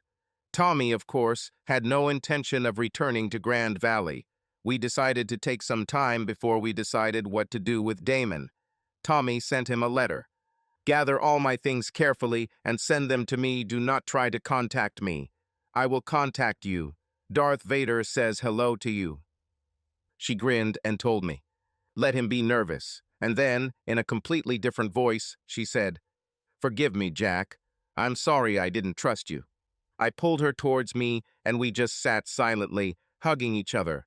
There was nothing to add. She spent the first couple of weeks at home, enjoying the peace and the feeling of being back in the comforts of our home. She cooked us a wonderful dinner every night, and we spent the evenings together talking or just watching TV, happy to be around each other. We both felt it was worth going to a counselor to sort things out and finally put this behind us. Tommy said, But I think it should be a woman, exactly at the moment when I said, it should be a woman. We looked at each other in surprise and burst out laughing. Begin, I said, still laughing. Why do you think so? Because, probably, I feel that it will be easier for a woman to understand what it means to be me when men are constantly paying attention and how difficult it is to trust in such conditions. Why did you say it had to be a woman? For almost the same reason, I said. Any male consultant will find you very attractive, and it will distract him. I want whoever we're working with to focus on helping you and me rather than trying to figure out how that bastard Damon could want you so badly. I spoke with Irene from HR at Mindstra, and she gave me some contacts. On Thursday, Tommy and I met with Dr. Diane McInerney. She was a tall, middle-aged woman with a friendly smile and manner of communication that immediately put us at ease, and we decided on the way home that we would continue to go to her. After about 3 weeks, Tommy began to feel anxious and decided to look for a new job. She texted Damon again. I'm looking for a job. If anyone contacts Grand Valley for a recommendation, give them as positive a review as possible. No exaggerations, just a confident and favorable recommendation. Don't reply to this message. David came to visit us over the weekend. The meeting was calm but wonderful. We both had something to say to him. Every time one of us tried to thank him, he just waved it off, lowering his head and muttering that he was glad to help. We talked to him about what plans we had for Damon, and he smiled at some of them. He himself had several excellent suggestions. After a few more weeks, Tommy told me, I think I'm ready, let's do it this weekend. By that time, she had already gotten a new job as an assistant to the vice president of a small software company, and she liked the work. We talked a lot about how our last meeting with Damon would go and what we wanted from it. On Tuesday, Tommy sent him an email. Come to our house on Saturday evening at 8 and bring Elena. Both be on time. Darth Vader doesn't like being late. Don't reply to this message. When they rang the doorbell at 8 o'clock sharp, I escorted Damon and his beautiful wife into the living room, greeting them politely. Damon looked pale and nervous, and Elena was slightly annoyed. I invited them to sit on the sofa, and just at that moment Tommy entered the room. No one offered to shake hands. What are we talking about? Elena asked, a little sharply. Damon and I were going to go to Atlanta for our niece's first communion, but at the last minute he insisted we had to be here. I apologize for the inconvenience, Elena. Did Damon tell you what to expect from this evening? She looked even more irritated. He didn't say a word until we got here, and then he warned us that you might be going to tell some ridiculous story about his infidelity or him stalking Tommy or something like that. She looked at both of us with displeasure. I hope you are not going to waste my time on such nonsense. I'm afraid, Elena, but it's true, Tommy answered calmly. Please come with me to the office. I need to show you something. Damon jumped up in alarm, but I motioned for him to sit back down. It's just a video, Damon. You don't have to watch it. You're the main character in it. Damn it, you can't. Darth Vader told us how to contact him if necessary, Damon. Do you think he won't be able to find you again? He looked at me angrily, but then silently looked away and sank back onto the sofa. Tommy returned to the living room. She's watching it now. I have no desire to see this again. We sat in silence for almost 30 minutes, broken only by a few shouts of indignation from the office, from where Elena's screams could be heard. When she walked back into the living room, she was literally bursting with rage. She immediately ran up to Damon and began slapping him across the face as he cowered under her blows. "You bastard, bastard. How could I ever love you, ever trust you?" Still seething with anger, she turned to Tommy and me. "I hope you destroy him, destroy this lying, vile bastard." "I'm sorry, Elena," Damon said quietly. Then he silently stared at the floor. She ignored him. "Elena, I called a taxi for you to take you home.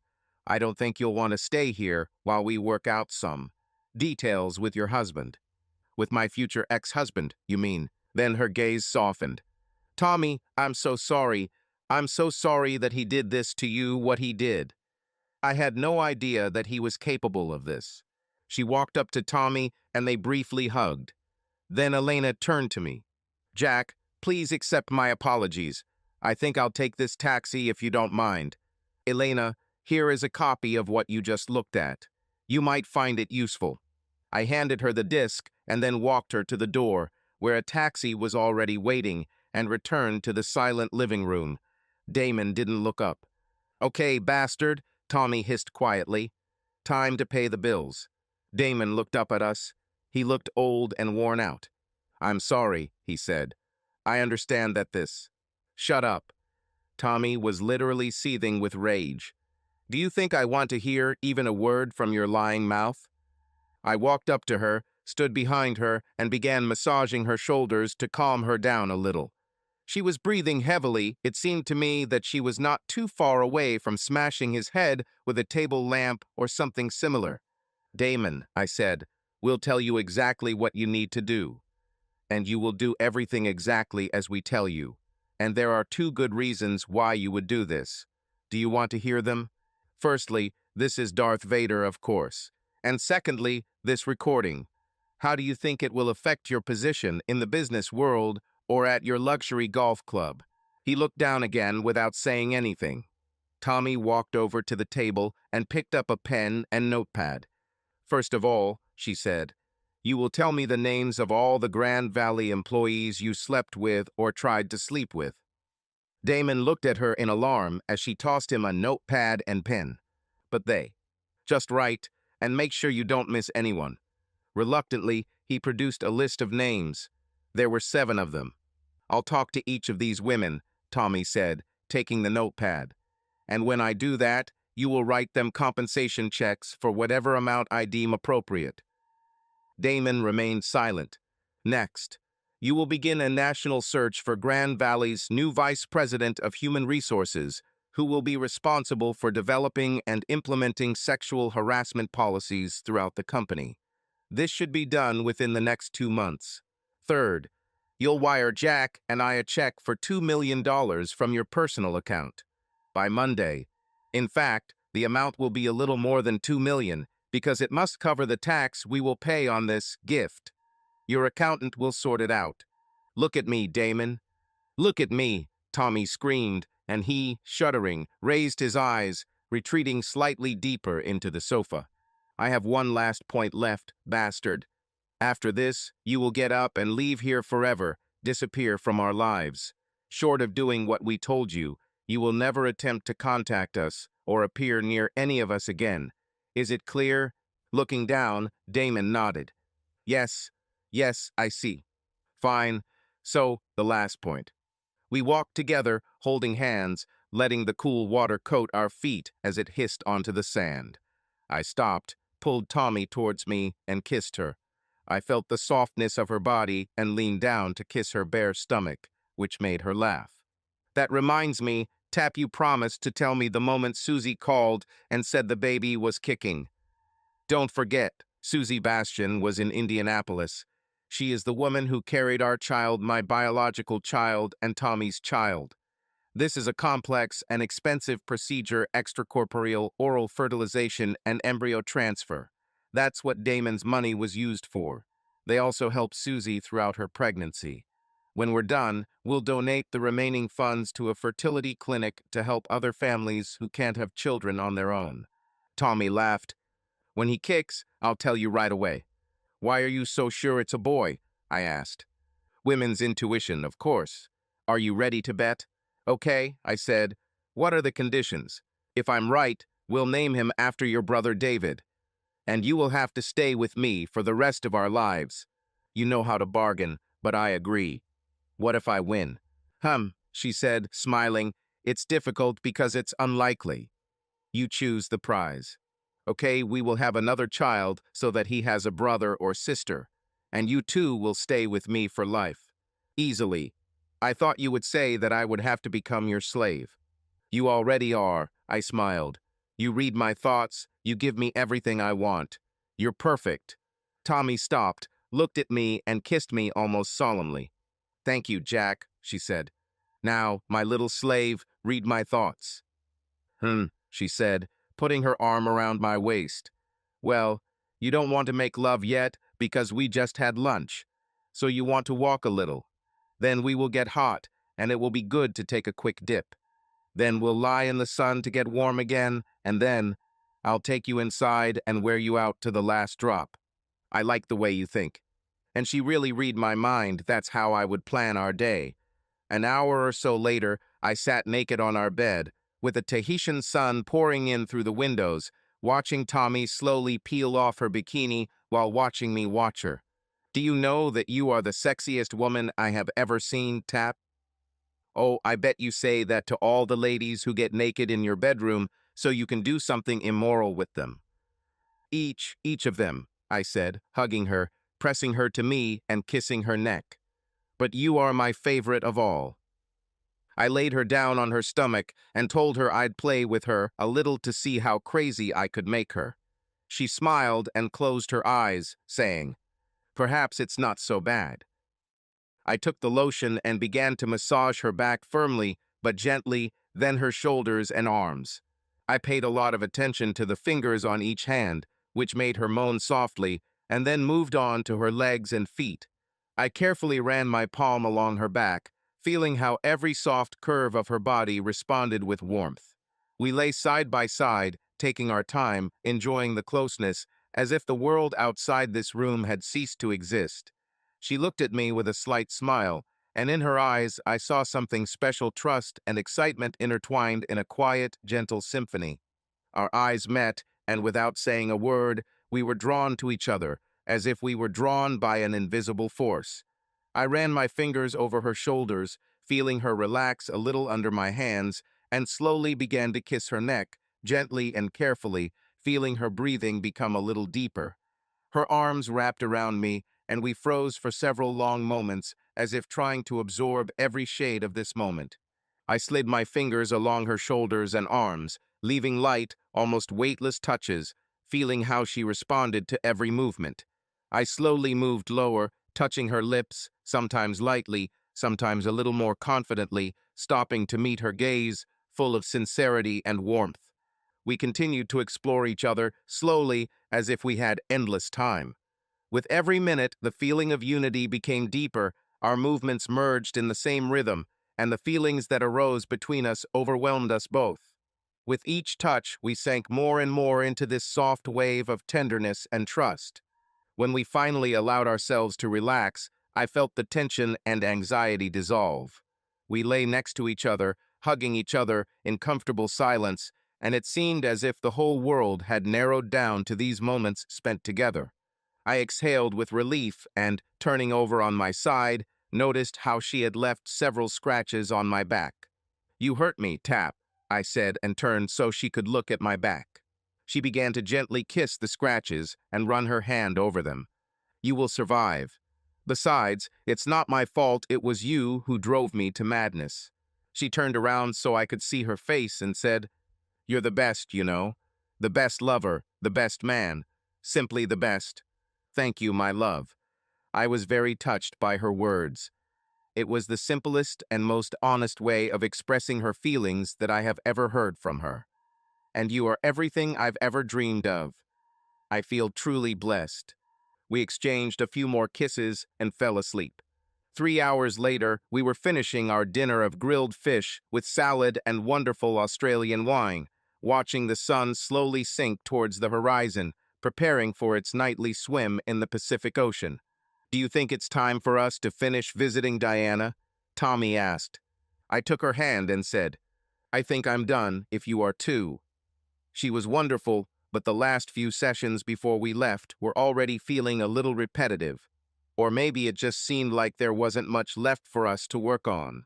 11 months is probably enough. Agree. I also thought that we could have a couple more meetings when we return, just to close all the issues. Maybe talk a little about being a parent. I'm feeling a little nervous about that.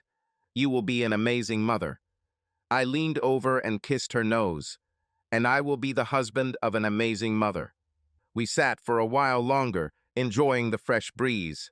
Suddenly, half the sun seemed to disappear, diving below the horizon. When you first suggested forcing Damon to give us his house in Fiji, I didn't understand. I thought, why would Tap go there when she has so many terrible memories with this place? But it was a great idea, you know. I saw it in his face. It was a real loss for him, if this bastard even had a heart. Tommy smiled at me. Actually, I was pleased to do it. You're right, I would never want to go back there, but I knew we could sell it for a good price. It's incredibly luxurious and secluded in a great location. We could use the money for something special, like this house here in Tahiti or anywhere else we want. And I knew that it would be much more painful for him than just giving us the money. Another 3 million would mean nothing to him.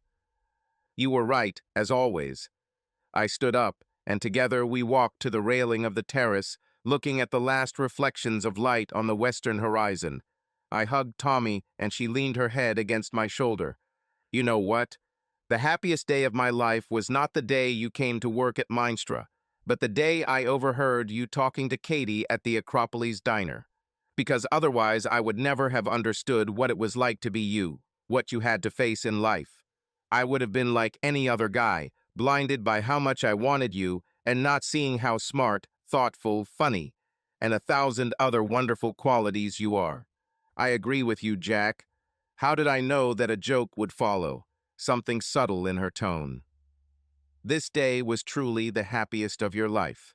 She looked at me and laughed, and it was the most wonderful sound I've ever heard. And she didn't stop laughing until I kissed her. Subscribe to our channel so that your love doesn't cheat on you, and go ahead and listen to the next story, because this story is nothing compared to the next one. If you're under 18, don't even think. Click to the next one. Click to the next one. Click to the next one. Click to the next one. Click to the next one. Click to the next one. Click to the next one. Click to the next one.